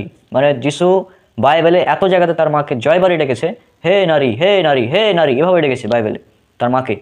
তবে এখানে একটি সতর্কের বিষয়, আমি যেটা বাইবেল দেখাচ্ছি এটা হচ্ছে কেরির বাইবেল, এখানে স্পষ্ট হে নারী অনুবাদ করা হয়েছে। তবে কিছু কিছু বাইবেল আছে, বাংলা বাইবেল আছে, কিছু কিছু ইংলিশ বাইবেলও আছে, যেগুলোতে এই মায়ের অনুবাদ মানে হে নারী এটা করা হয়নি, হে নারী এটা করা হয়নি। তারা ইচ্ছাকৃত এগুলো অনুবাদ করেনি হে নারী। কেন করেনি? কারণ তারা বুঝতে পেরেছে যে যিশু তার মাকে বলছেন হে নারী, এটা একটি অসদাচরণ নিশ্চয় মায়ের সাথে, এটা একটি অশ্লীল আচরণ।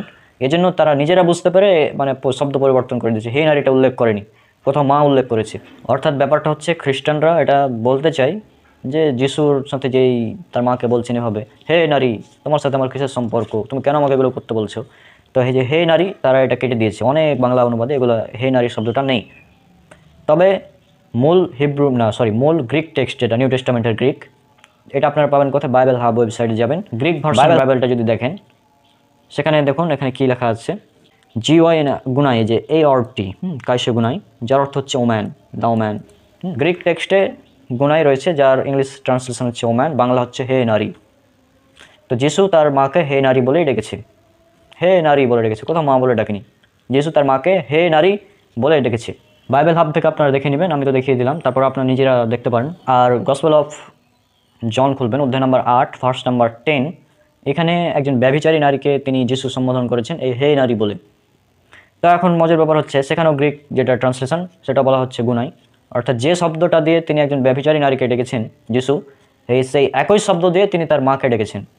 আর শুধু এতটুকুই না, যিশুকে যখন ক্রুশবিদ্ধ করা হয়, মানে তথাকথিত ক্রুসিফাইড যে চ্যাপ্টারটা রয়েছে বাইবেলের, গসপেল অফ জন অধ্যায় নম্বর 19 ভার্স নম্বর 26, সেখানে দেখবেন, সেখানে মানে মৃত্যু সজ্জায় রয়েছে যিশু, তাকে ক্রুশে ঝোলানো হয়েছে, সে সময় তার মাকে বলছে হে নারী, এভাবে বলছে।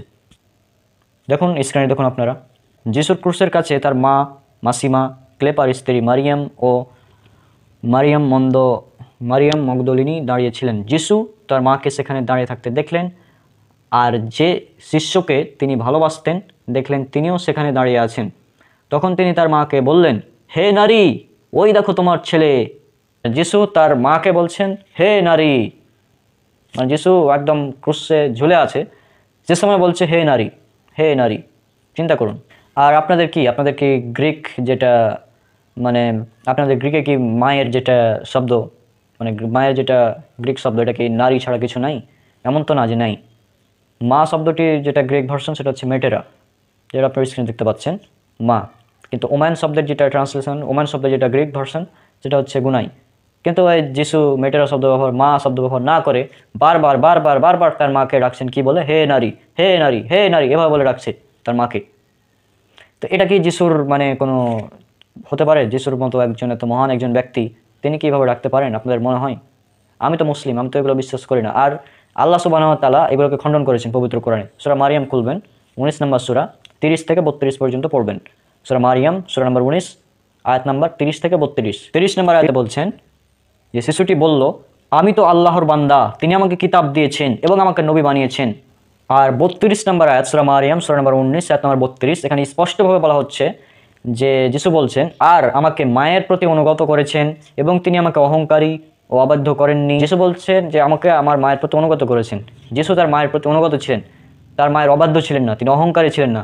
কিন্তু বাইবেলে যে ভার্সগুলো বলা হচ্ছে, এখানে কি বলা হচ্ছে? হে নারী, তোমাকে কেন জিজ্ঞেস করছো? মানে অবাধ্য সন্তানের মতো কাজ, অহংকারের মতো কথাবার্তা। এমনকি সে মারা যাচ্ছে, ক্রুসে ঝুলে আছে, সে সময় বলছে হে নারী মাকে। চিন্তা করুন, মানে বাইবেলে যিশুর মানে যিশু বা ঈসা আলাইহিস সালামকে কতটা নিচে নামানো হয়েছে, তাকে যে অপমানিত করা হয়েছে বাইবেলে, এগুলো তার প্রমাণ। আর যারা বাইবেলের অনুবাদে মানে কাটছাট করেছে, যারা বাইবেলের অনুবাদে কাটছাট করেছে, যেমন যেটা বললাম যে কোনো কোনো অনুবাদে হে নারী এ শব্দটা তারা নিয়ে আসেননি, হে নারী শব্দটা নিয়ে আসেননি অনুবাদে। তো তাদের মানে কি মানে ঈশ্বরের বাক্যকে কি পরিবর্তন করা যায়? ঈশ্বরের বাক্যকে নিজের মতো করে সাজিয়ে নেওয়া যায়? এটা কি সম্ভব? এটা কিন্তু সম্ভব না। কিন্তু আপনারা এটা করেছেন। কেন করেছেন? কারণ আপনারা মনে করছেন যে এটা একটি অশ্লীল বাক্য, মায়ের সাথে অসদাচরণ করা হচ্ছে, মাকে হে নারী বলে সম্বোধন করছে, এগুলো উচিত না। কিন্তু বাইবেলের বুক অফ রেভুলেশন যেটা 22 অধ্যায় 18 থেকে 21 নম্বর ভার্স, সেখানে স্পষ্টভাবে তো উল্লেখ করা আছে যে এই পুস্তকের ভাববাণী সব যারা শুনবে, আমি তাদের দৃঢ়ভাবে বলছি, এই পুস্তকে যা কিছু লেখা হলো কেউ যদি তার সঙ্গে কিছু যোগ করে, তবে ঈশ্বর এই পুস্তকে যেসব সন্তাপের উল্লেখ আছে তা তার জীবনে যোগ করবেন। কেউ যদি এই ভাববাণী পুস্তকের বাক্য থেকে কিছু বাদ দেয়, তবে ঈশ্বর এই পুস্তকে যে জীবন বৃক্ষের কথা লেখা আছে তা থেকে ও পবিত্র নগর থেকে তার অংশ বাদ দেবেন। তাহলে এই বুক অফ রেভলিউশন, যেটা প্রকাশিত বাক্য বলা হয়, বাইবেলের নিউ টেস্টামেন্টের সর্বশেষ পুস্তক, যেটা 22 অধ্যায়ের সর্বশেষ পুস্তকের সর্বশেষ অধ্যায়, মানে 22 অধ্যায় সর্বশেষ মানে 3টা ভার্স 18 থেকে 21, এখানে স্পষ্টভাবে বলা হচ্ছে যে এই বইয়ের কোনো কিছু পরিবর্তন করা যাবে না। কিন্তু আপনারা অনুবাদ করতে গিয়ে কী করেছেন? হে নারী, হ্যাঁ, গুনাই শব্দের অনুবাদ হে নারী আপনারা করেননি। কেউ কেউ মাদার করেছে, পরিবর্তন করেছে, বাদ দিয়েছে, মানে হে নারী শব্দটিকে কেটে দেওয়া হয়েছে কোনো কোনো অনুবাদ থেকে। তবে আমাদের যেটা বাইবেল আছে এখানে কেরির অনুবাদ, এখানে হে নারী শব্দটা আছে, এবং আমি থেকে দেখালাম, বাইবেল হাব থেকেও দেখালাম, সেখানেও আছে। তো এগুলো কি মানে আজকে যে আলোচনাগুলো করলাম, যিশু তার মায়ের সাথে এরকম ব্যবহার করছে, এগুলো কি ভাই? আল্লাহ পবিত্র কোরআনে বলছেন যে যিশু তার মায়ের প্রতি অনুগত ছিল। সূরা মারিয়াম সূরা নম্বর 19 আয়াত নম্বর 32। আল্লাহ বলছেন সূরা ইমরান সূরা নম্বর 3 আয়াত নম্বর 45 যে যিশু খ্রিস্ট মাসি ঈসা ইবনে মারিয়াম, তিনি দুনিয়াতে এবং আখিরাতে সম্মানিত এবং আল্লাহর নৈকট্যপ্রাপ্তদের অন্তর্ভুক্ত। কিন্তু বাইবেলে তাকে এমনভাবে দেখানো হচ্ছে যে যা বলার ভাষা না। অনেকে মনে করবেন আমরা মুসলিমরা খ্রিস্ট বিরোধী। জি না, আমরা মুসলিমরা খ্রিস্ট বিরোধী না, আমরা খ্রিস্ট লাভার। আমরা যীশু খ্রিস্টকে ভালোবাসি। যীশু খ্রিস্টকে ভালোবাসা আমাদের ইমানের দাবি। যদি কোনো ব্যক্তি যীশু খ্রিস্টকে ঈসা ইবনে মারিয়াম ঈসা আলাইসাল্লাম তাকে যদি কেউ আল্লাহর নবী এবং আল্লাহর রাসূল হিসেবে না মানে, তাকে যদি ভালো না বাসে, তাকে যদি আল্লাহর নবী এবং আল্লাহর রাসূল হিসেবে না মানে, তাহলে সে ব্যক্তি মুসলিম নয়। অর্থাৎ কোনো ব্যক্তি মুসলিম হতে পারে না যদি ঈসা আলাইসাল্লামকে আল্লাহর নবী এবং আল্লাহর রাসূল হিসেবে বিশ্বাস না করে। কিন্তু আমরা এগুলো দেখে আমাদের কষ্ট হয়, কারণ আল্লাহর নবীর নামে এমন এমন কথা তারা উল্লেখ করছে বাইবেলের মধ্যে, এমন অশ্লীল বাক্য উল্লেখ করেছে যেগুলা মানে জাস্ট এগুলো আমরা খণ্ডন করছি এই সিরিজের মাধ্যমে। যিশুর নামে যেগুলো মিথ্যাচার করা হয়েছে এগুলো একদম স্পষ্ট। যিশুর নামে কেন, শুধু যিশুর নামে না, অনেক নবী রাসূলের নামে বাইবেলে এরকম অশ্লীল বাক্য ব্যবহার করা হয়েছে, যেগুলো ইনশাল্লাহ পরবর্তীতে আসবে। তো আমি সবাইকে বলে দিতে চাচ্ছি যে যিশু খ্রিস্টর যে আচরণগুলো দেখলেন বাইবেলে এখানে উল্লেখ করা হয়েছে, এগুলো প্রকৃতপক্ষে যিশুর আচরণ ছিল না, যিশুর নামে চালিয়ে দেওয়া হয়েছে। এগুলো বাইবেলের একটি মিথ্যাচার। বাইবেলে এগুলো পরবর্তীতে সংযোজন করা হয়েছে। এগুলো সম্পূর্ণরূপে মিথ্যাচার। এগুলো কোনোভাবেই ঈশ্বরের বাণী না। যীশু খ্রিস্ট কোনোদিন এরকম কাজ করতে পারেন না। যীশু খ্রিস্ট তার মাকে এইভাবে ডাকবেন, হে নারী, তুমি কেন আমাকে এরকম করতে বলছো? তোমার সাথে আমার কিসের সম্পর্ক? এভাবে তার মাকে বলবেন, বা তাকে জিজ্ঞেস করা হবে মায়ের সম্পর্কে, তখন তিনি বলবেন যে কে আমার মা, কে আমার ভাই। তার মাকে এভাবে বলবেন যে তোমরা আমাকে কেন খুঁজছিলে? তোমরা কি জানো না? মানে এরকম আচরণ করবে মায়ের সাথে, এটা কোনোভাবে সম্ভব না। কারণ পবিত্র কোরআন আল্লাহ স্পষ্ট করে দিয়েছেন, এগুলোকে একদম খণ্ডন করে দিয়েছেন যে যিশু তার মায়ের অনুগত ছিলেন, অবাধ্য ছিলেন না, অহংকারী ছিলেন না। তো স্পষ্ট যে বাইবেলে এগুলো পরবর্তীতে জাল করা হয়েছে। আমাদের মুসলিমদের দাবি বাইবেলে কিছু সঠিক কথাও আছে, কিছু ভুল কথাও আছে। আমরা যতগুলো ভুল কথা আছে সে ভুল কথাগুলোকে নিয়ে এই সিরিজের আয়োজন করেছি। এই সিরিজে বাইবেলে যত রকমের মিথ্যাচার করা হয়েছে সবগুলো তুলে ধরা হবে এই সিরিজের মাধ্যমে, খ্রিস্টান সিরিজ এর মাধ্যমে। যীশু খ্রিস্ট যে বলছেন মথি গসপেল অফ ম্যাথিউ অধ্যায় 19 ভার্স নাম্বার 19 যে পিতামাতার সাথে ভালো ব্যবহার করো, সৎ ব্যবহার করো। আবার তিনিই তার মাকে বলছেন যে হে নারী, এরকমভাবে বলছেন। এটা কি সম্ভব? নাকি আপনারা বুঝাতে যাচ্ছেন যে যীশু খ্রিস্টের চরিত্র ইহুদিদের মতো ছিল? যে গসপেল অফ ম্যাথিউ যেটা 23 অধ্যায় 3 নম্বর ভার্স, তিনি ইহুদিদের কিছু বৈশিষ্ট্য উল্লেখ করেছেন। তিনি তার শিষ্যদেরকে বলছেন, এরপর যিশু লোকদের ও তার শিষ্যদের বললেন, মসির বিধি ব্যবস্থার ব্যাখ্যা দেবার অধিকার ব্যবস্থার শিক্ষক ও ফরিসিদের আছে, তাই তারা যা যা বলে তা তোমরা করো এবং মেনে চলো, কিন্তু তারা যা করে তোমরা তা করো না। আমি একথা বলছি কারণ তারা যা বলে তা করে না। মানে তারা মানুষকে ভালো কাজের আদেশ দিত, কিন্তু নিজেরা সে ভালো কাজগুলো করতো না। তো আপনাকে বোঝাতে যাচ্ছেন বাইবেল এগুলো বলে যে যিশু বলছেন যে মায়ের সাথে ভালো ব্যবহার করো, আবার তিনি মায়ের সাথে খারাপ আচরণ করছেন। এটা কি বোঝাতে চাচ্ছেন আপনারা না কি? যতজন খ্রিস্টান আছেন যারা এই মুহূর্তে আমার ভিডিওটি দেখলেন সম্পূর্ণ, তাদের সবাইকে চ্যালেঞ্জ যে যীশু খ্রিস্টের নামে যে এগুলো চালানো হয়েছে এগুলো পুরোটাই মিথ্যাচার। কারণ যীশু খ্রিস্ট তিনি তার মায়ের অনুগত ছিলেন, মায়ের সাথে ভালো ব্যবহারই করতেন। তিনি আল্লাহর একজন নবী ছিলেন, আল্লাহর একজন রাসূল ছিলেন। আর আল্লাহর নবী এবং আল্লাহর রাসূলের নামে এরকম মিথ্যাচার আমরা মুসলিমরা সহ্য করব না। সেজন্য আমরা প্রতিবাদ করছি যে বাইবেলে এগুলো মিথ্যাচার করা হয়েছে। তাই আসুন আমরা পবিত্র কোরআন এবং সুন্নাহর অনুসরণ করি। কারণ যীশু খ্রিস্ট বলেছেন গসপেল অফ জন অধ্যায় 8 ভার্স নাম্বার 32 যে তুমি সত্যকে অনুসন্ধান করো, সত্যই তোমাকে মুক্ত দিবে, আর সত্য হচ্ছে ইসলাম।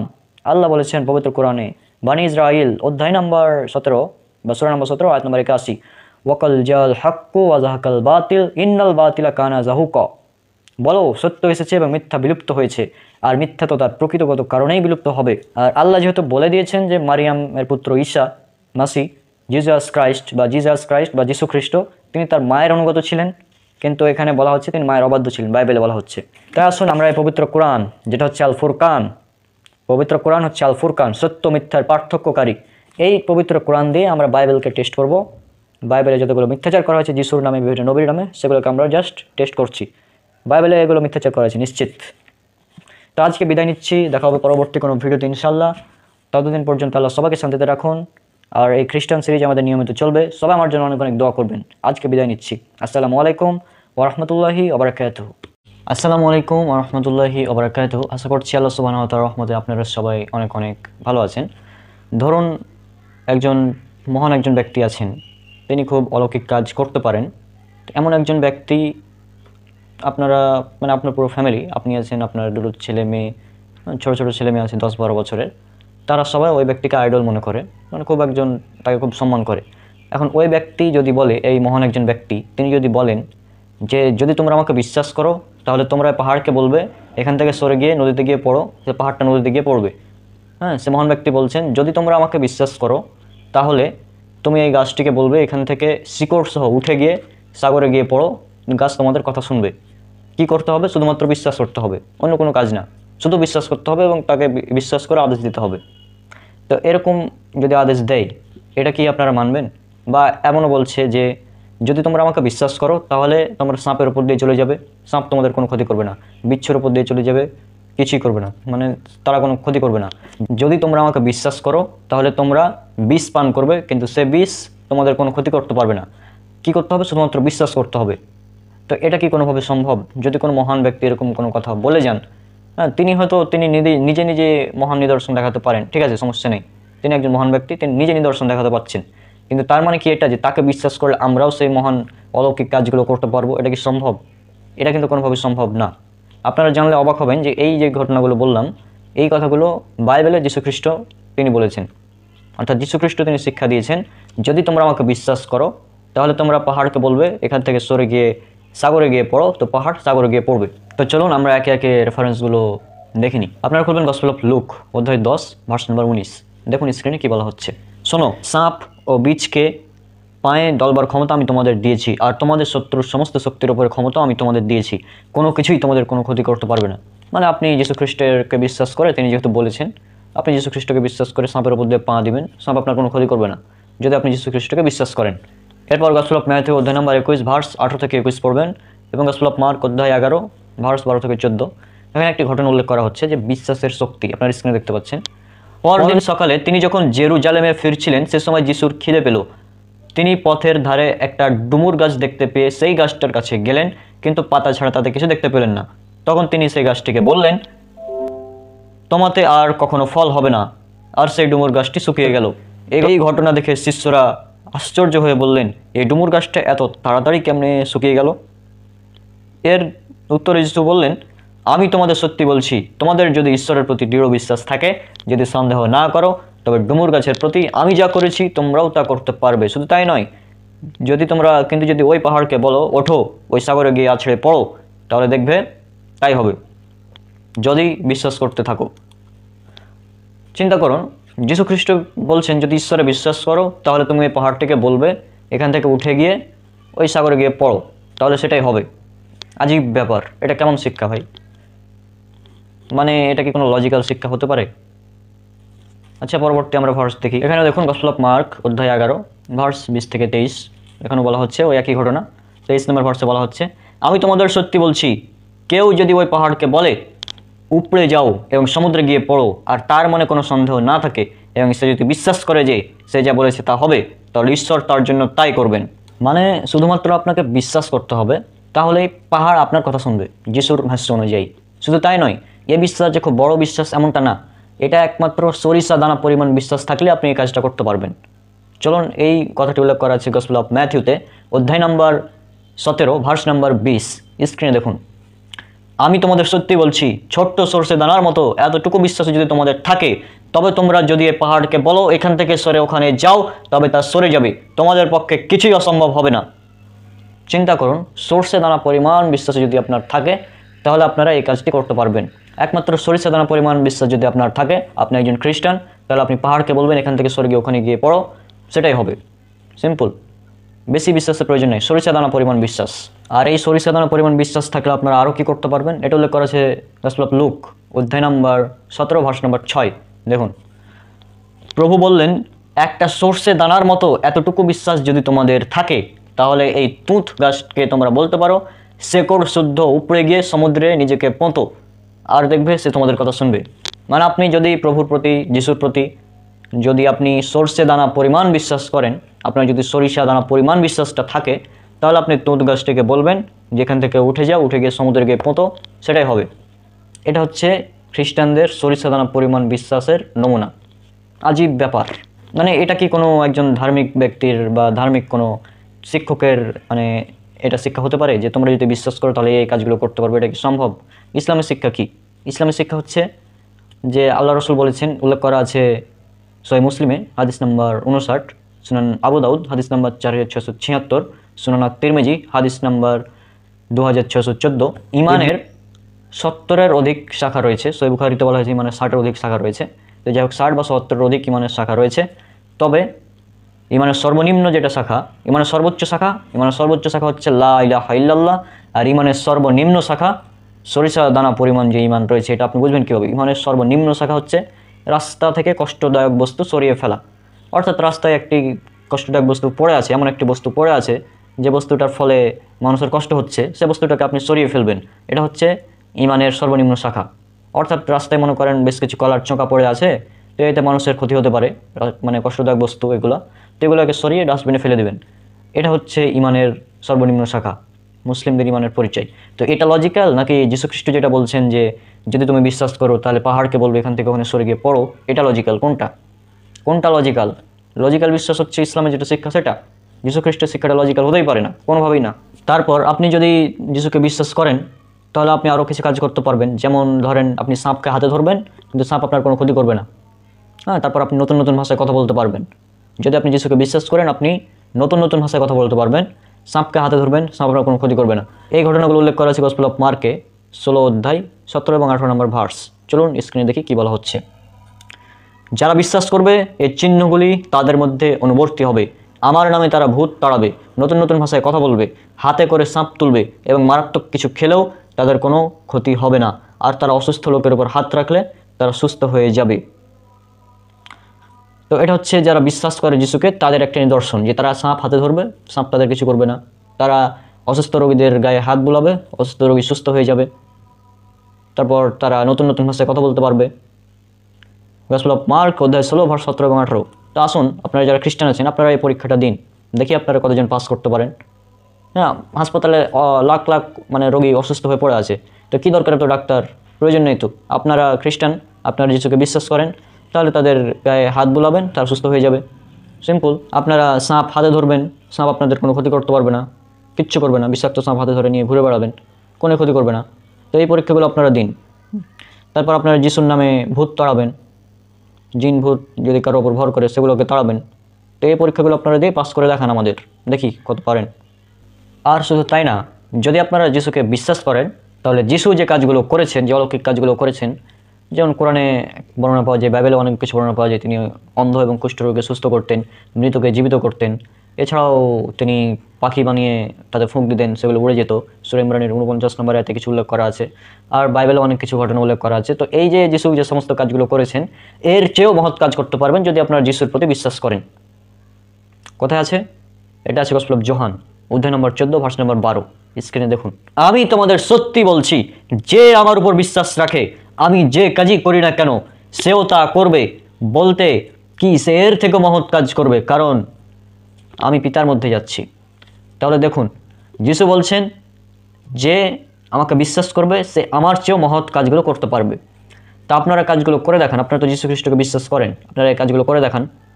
আর এখানে সর্বশেষ আরও কিছু কথা বলে দিতে যাচ্ছি, যে বাইবেলের যে ভার্সগুলো দেখলেন, মনে করেন কোনো খ্রিস্টান বিশেষজ্ঞ, খ্রিস্টান স্কলার, খ্রিস্টান পাদ্রী, খ্রিস্টান পণ্ডিত, তিনি এই বাইবেলের ভার্সগুলো পড়ছেন টিভিতে বা ইউটিউবে, যেখানে হোক এই ভার্সগুলো পড়ছেন।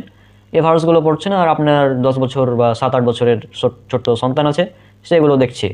হ্যাঁ, এগুলো দেখে বলছে যে যদি তুমি যিশুকে বিশ্বাস করো তাহলে সাপ হাতে ধরবে, সাপ তোমার কিচ্ছু করবে না।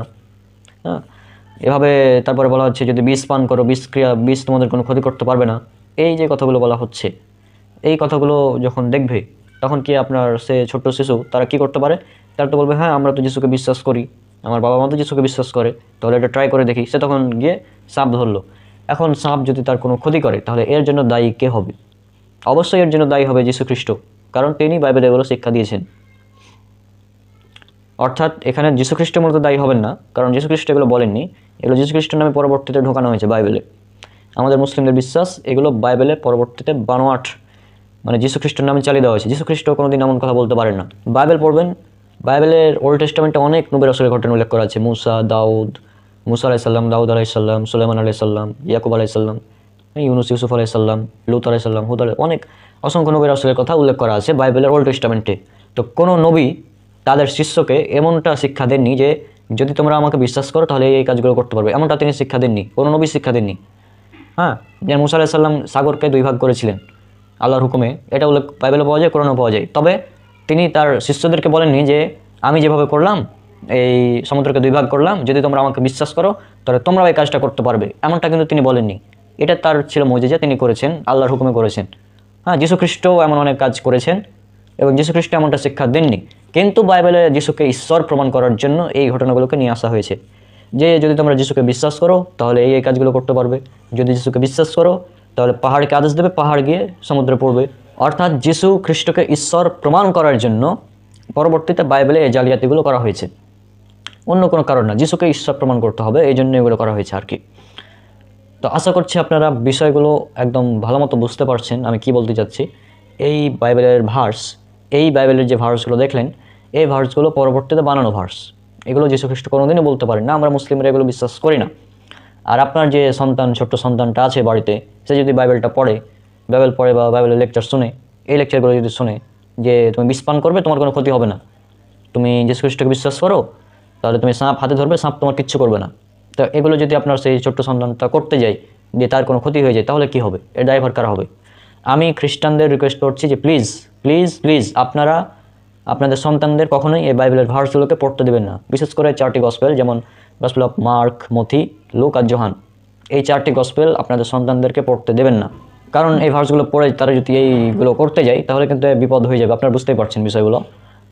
আর যেই ভার্সগুলো যদি কোথাও পড়া হয় তাহলে আপনারা তাকে এগুলো শুনতেও দেবেন না, কারণ সে যিশুকে বিশ্বাস করে। যদি এরকমটা করে তাহলে তার ক্ষতি হবে এবং তার ক্ষতির জন্য দায়ী হবে যিশু খ্রিস্ট, বা বাইবেল যিনি লিখেছেন তিনি এর জন্য দায়ী হবেন।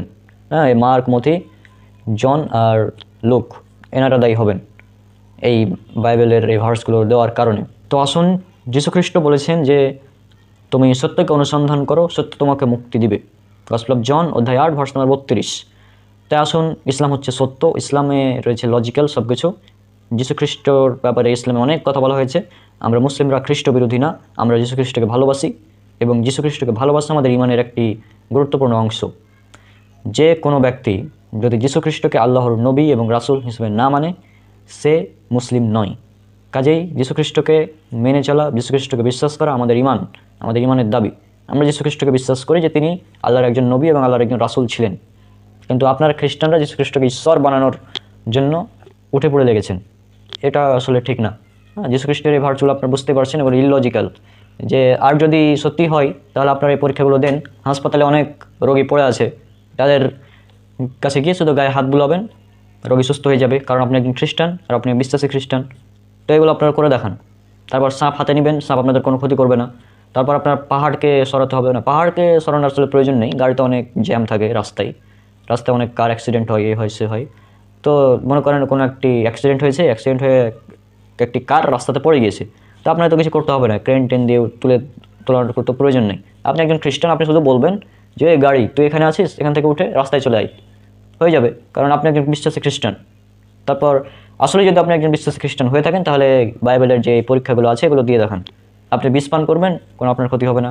আপনি সাপ হাতে ধরবেন, আপনার কোনো ক্ষতি হবে না। আপনি নতুন নতুন ভাষায় কথা বলবেন।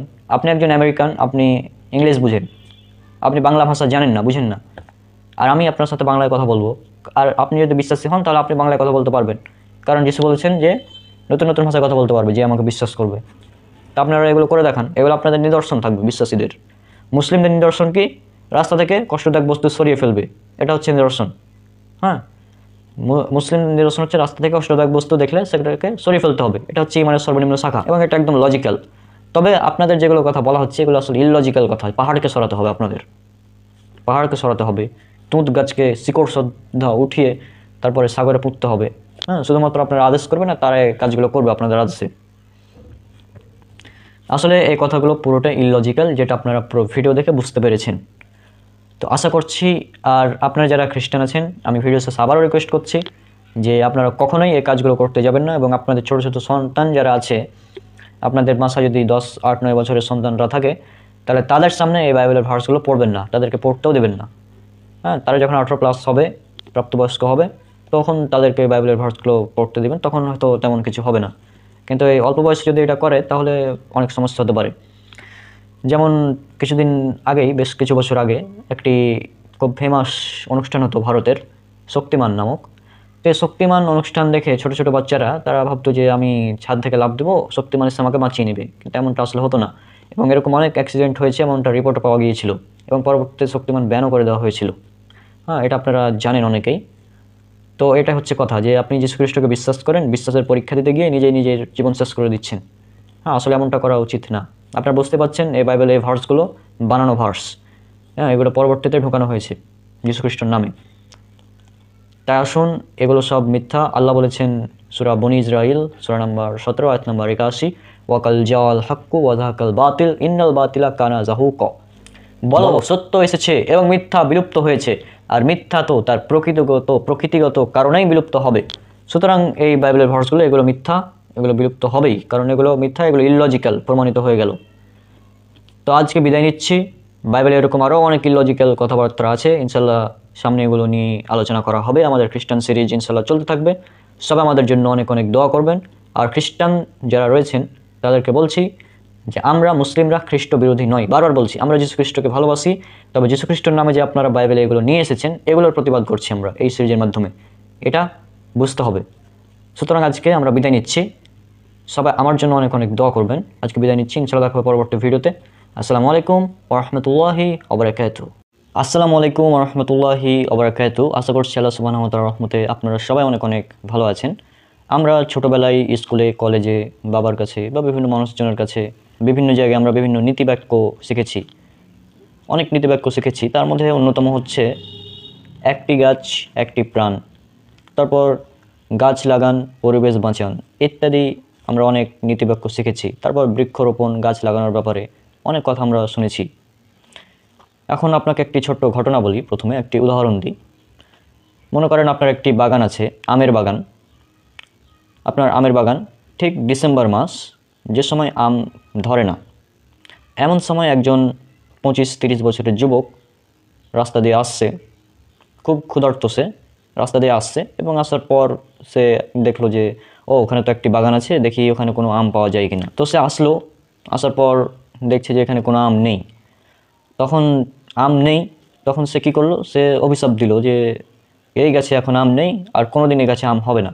অথবা সে কী করলো, সে কেরোসিন বা আগুন টাগুন মানে যা কিছু দিয়ে গাছগুলোকে একদম পুড়িয়ে ধ্বংস করে দিল। অর্থাৎ গাছগুলোকে মেরে ফেললো, আগুন দিয়ে কেরোসিন দিয়ে বিভিন্নভাবে গাছগুলোকে মেরে ফেললো। গাছের অপরাধ কি? গাছে ডিসেম্বর মাসে আম দেয়নি, এটাই গাছের অপরাধ। এই জন্য সে গাছগুলোকে মেরে ফেললো। এখন এই ব্যক্তিকে আপনি কি বলবেন? খুব ভালো মানুষ নাকি পাগল বলবেন? অবশ্যই এই ব্যক্তিকে আপনি পাগল বলবেন। আপনি অবশ্যই পাগল বলবেন, কারণ 25-30 বছরের একজন যুবক সে ডিসেম্বর মাসে দেখলো যে আমের গাছে আম নেই, সেজন্য সে আম গাছগুলোকে মেরে ফেলবে। এটা তো মানে হাস্যকর, তাই না? আপনারা জানলে অবাক হবেন, ঠিক এই ঘটনাটাই উল্লেখ করা আছে বাইবেলে একজন মহৎ ব্যক্তির নামে, যাকে খ্রিস্টানরা বলে যিশু বা জিজাস ক্রাইস্ট, আর আমরা মুসলিমরা বলি ঈসা আল মাসি, ঈসা আলাইহিসসালাম। তো চলুন আমরা ঘটনাটা স্ক্রিনে দেখে নিই। এটা উল্লেখ করা আছে গসপেল অফ মার্ক অধ্যায় 11 ভার্স 11 থেকে 24। এখানে ঘটনাটি উল্লেখ করা আছে। চলুন আমরা স্ক্রিনে ঘটনাটি দেখে নিই। তিনি জেরুজালেমে ঢুকে মন্দিরে গেলেন, সেখানে চারদিকের সমস্ত কিছু লক্ষ্য করলেন, কিন্তু সন্ধে হয়ে যাওয়ায় 12 জন প্রেরিতকে সঙ্গে নিয়ে তিনি বেথিনিয়াতে ফিরে গেলেন। পরদিন বেথিনিয়া ছেড়ে আসার সময় তার খিদে পেল। দূর থেকে তিনি একটি পাতায় ভরা ডুমুর গাছ দেখে তাতে কিছু ফল পাবেন ভেবে তার কাছে গেলেন, কিন্তু গাছটির কাছে গেলে পাতা ছাড়া আর কিছুই দেখতে পেলেন না, কারণ তখন ডুমুর ফলের মৌসুম নয়। তখন তিনি গাছটিকে বললেন, এখন থেকে তোমার ফল আর কেউ কোনো দিন খাবে না। এই কথা তার শিষ্যরা শুনতে পেলেন। পরে তারা জেরুজালেমে গেলেন, আর মন্দিরের মধ্যে ঢুকে যারা কেনাবেচা করছিল সেসব ব্যবসায়ীদের বের করে দিলেন। তিনি পোদ্দারদের টেবিল এবং যারা পায়রা বিক্রি করছিল তাদের আসন উল্টে দিলেন। তিনি মন্দিরের মধ্যে দিয়ে কাউকে কোনো জিনিস নিয়ে যেতে দিলেন না। তিনি শিক্ষা দিয়ে তাদের বললেন, এটা কি লেখা নেই? আমার মন্দিরে সমগ্র জাতির উপাসনা গৃহ বলা হবে। আচ্ছা, যাই হোক, এভাবে আছে। তারপর সেই দিন সন্ধ্যা হলেই যিশু ও তার শিষ্যরা মহানগরীর দিকে বাইরে গেলেন। তারপর 20 নম্বর ভার্সে বলা হচ্ছে, পরের দিন সকালে যেতে যেতে তারা দেখলেন সেই ডুমুর গাছটি মূল থেকে শুকিয়ে গেছে। অর্থাৎ এখানে যে কথাটা উল্লেখ করা হচ্ছে সেটা হচ্ছে যে যিশুর খুব একদিন খিদে পেয়েছিল, সেদিন খিদে পেয়েছিল এবং সে রাস্তা দিয়ে হাঁটছিল, তখন দেখলো একটি ডুমুর গাছ পাতায় ভরা। সে যিশু ভাবলো যে হ্যাঁ, পাতায় ভরা ডুমুর গাছ, গিয়ে দেখি সেখানে কোনো ফল পাই কিনা। তো গিয়ে দেখলো সেখানে কোনো ফল নেই। কারণ কি? কারণ সেটা ডুমুরের মৌসুম নয়। পয়েন্টেড, সেটা ডুমুরের মৌসুম নয়। তখন যিশু তাকে অভিশাপ দিল। অভিশাপ দিয়ে বলল যে তোমার গাছ থেকে আর কেউ ফল খাবে না। এই অভিশাপের ফলে কি হলো? গাছটি মারা গেল, অর্থাৎ মূল থেকে শুকিয়ে গেল। এবং সেটা কবে? পরের দিন। বাইবেলের গসপেল অফ মার্ক এটা বলছে পরের দিন শুকিয়ে গেল। কিন্তু ম্যাথিউতে বলা হচ্ছে, ম্যাথিউয়ের ঘটনা পাবেন গসপেল অফ ম্যাথিউ 21 অধ্যায় 18 থেকে 21 নম্বর ভার্স।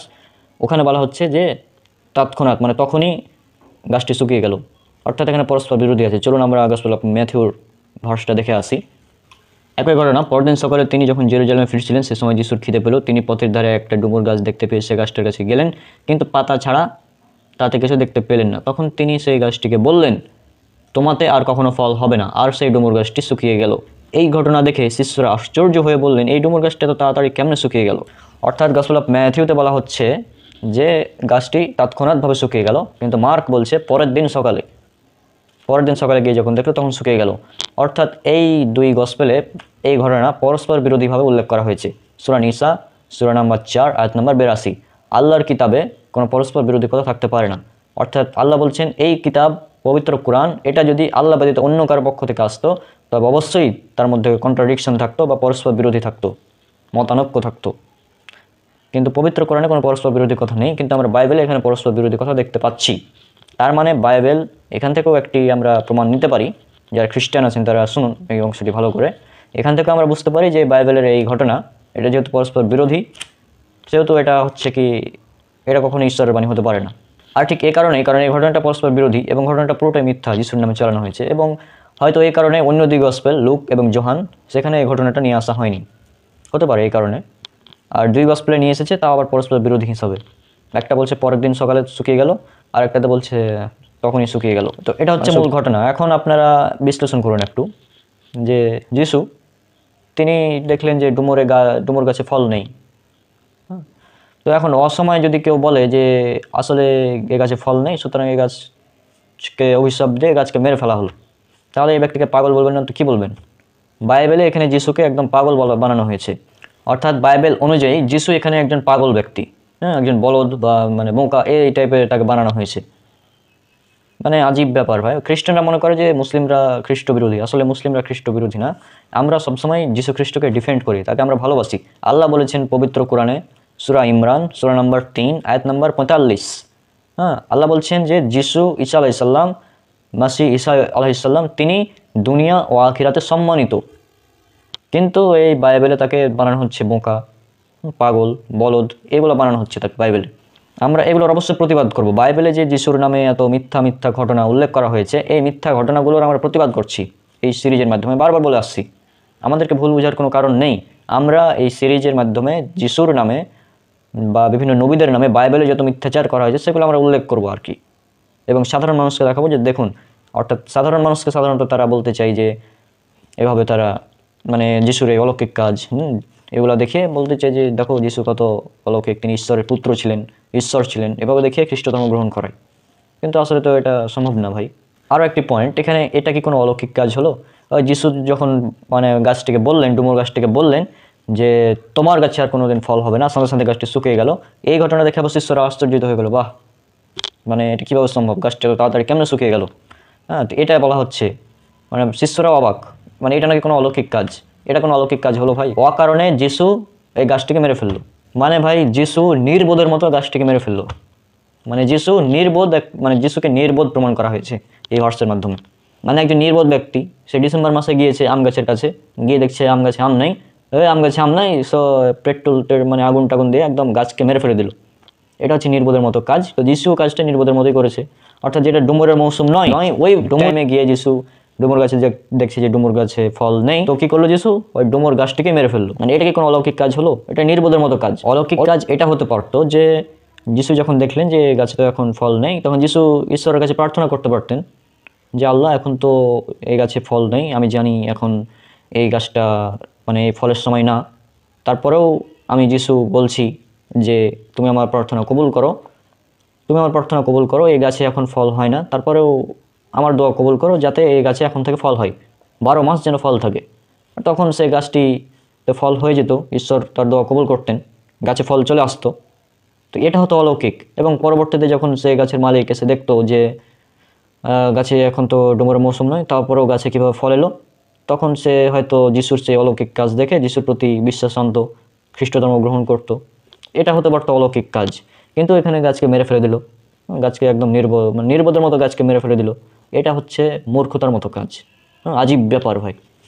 আর বাইবেলে এরকম অনেক ঘটনা পাওয়া যায়, যেমন দ্বিতীয় রাজবলি যেটা 2 অধ্যায় 24 পদে একটা ঘটনা আছে যে এলাইজা নবী, তাকে একজন ছেলে বা কয়েকজন ছেলে বালক তারা বলেছে টাক মাথা, জাস্ট এটা বলেছে। এটা বলার কারণে ঘটনাটা আপনাদের স্ক্রিনে দেখাই, যে এখান থেকে পড়ছি আপনারা দেখুন। তখন শহর থেকে একদল বালক বেরিয়ে এসে তাকে নিয়ে ঠাট্টা তামাশা শুরু করলো। তারা এলিশাকে বিদ্রুপ করলো এবং বলল, এই যে টাক মাথা, তাড়াতাড়ি করো, তাড়াতাড়ি পর্বতে ওঠো, টেকো, এটা বলেছে। তখন ইলিশায় মাথা ঘুরিয়ে তাদের দিকে দেখলেন, তারপর প্রভুর নামে তাদের অভিশাপ দিলেন। তখন জঙ্গল থেকে হঠাৎ 2টো বিশাল ভাল্লুক বেরিয়ে এসে সে 42 জন বালককে তীব্রভাবে ক্ষতবিক্ষত করে দিল। মানে চিন্তা করুন এই ঘটনাটা দেখুন, যে একজন ব্যক্তিকে কোনো বালক ঠাট্টা মজা করে বলেছে টাক মাথা, তো এটার কারণে কি করলো? 2টো ভাল্লুক দিয়ে 42 জন বালককে একদম ক্ষতবিক্ষত করে দিল। মানে আজীব ব্যাপার। বাইবেলে এরকম আরও অনেক ঘটনা আছে, যাই হোক। তো এটা হচ্ছে কথা যে যিশু এখানে গাছের ডুমুর ফল পায়নি, ডুমুরের মৌসুম নয়, সেই টাইমে ডুমুর ফল পায়নি, এই জন্য সে গাছকে মেরে দিল। আচ্ছা, আপনার টিচার, কোনো শিক্ষক বা ধর্মগুরু যদি এমন কাজ করেন, তাহলে তাকে আপনি কি বলবেন? অবশ্যই নির্বোধ বলবেন। কারণ কি, যেটা ওই ফলের মৌসুম নয়, অথচ ওই মৌসুমে সে ওই ফল তালাশ করছে, পায়নি, ফলে সে গাছকে মেরে ফেলে দিয়েছে। এটা নির্বোধ বলবেন না তো কি বলবেন? অবশ্যই নির্বোধ। কিন্তু ইসলামের শিক্ষাটা কি? ইসলামের শিক্ষা হচ্ছে যে আল্লাহ নবী সাল্লাল্লাহু আলাইহি সাল্লাম তিনি বলেছেন, এটা উল্লেখ করেছে সহিহ বুখারীতে হাদিস নম্বর 2320, যে এখানে বলা হচ্ছে যে কোনো ব্যক্তি, কোনো মুসলিম মুমিন ব্যক্তি, সে যদি গাছ লাগায় এবং সে গাছের ফল যদি চতুষ্পদ জন্তু, প্রাণী বা পাখি তারা খায়, তাহলে তার জন্য সে ব্যক্তি সওয়াব পাবে। মানে আপনি একটি গাছ লাগালেন, সেই গাছে মনে করবেন না যে আপনার গাছ সে পাখিতে ফল খেয়ে নিচ্ছে, সেজন্য আপনার সমস্যা হচ্ছে বা আপনার ক্ষতি হয়ে গেল, বিষয়টা এমন না। আপনার এখানে সওয়াব হবে।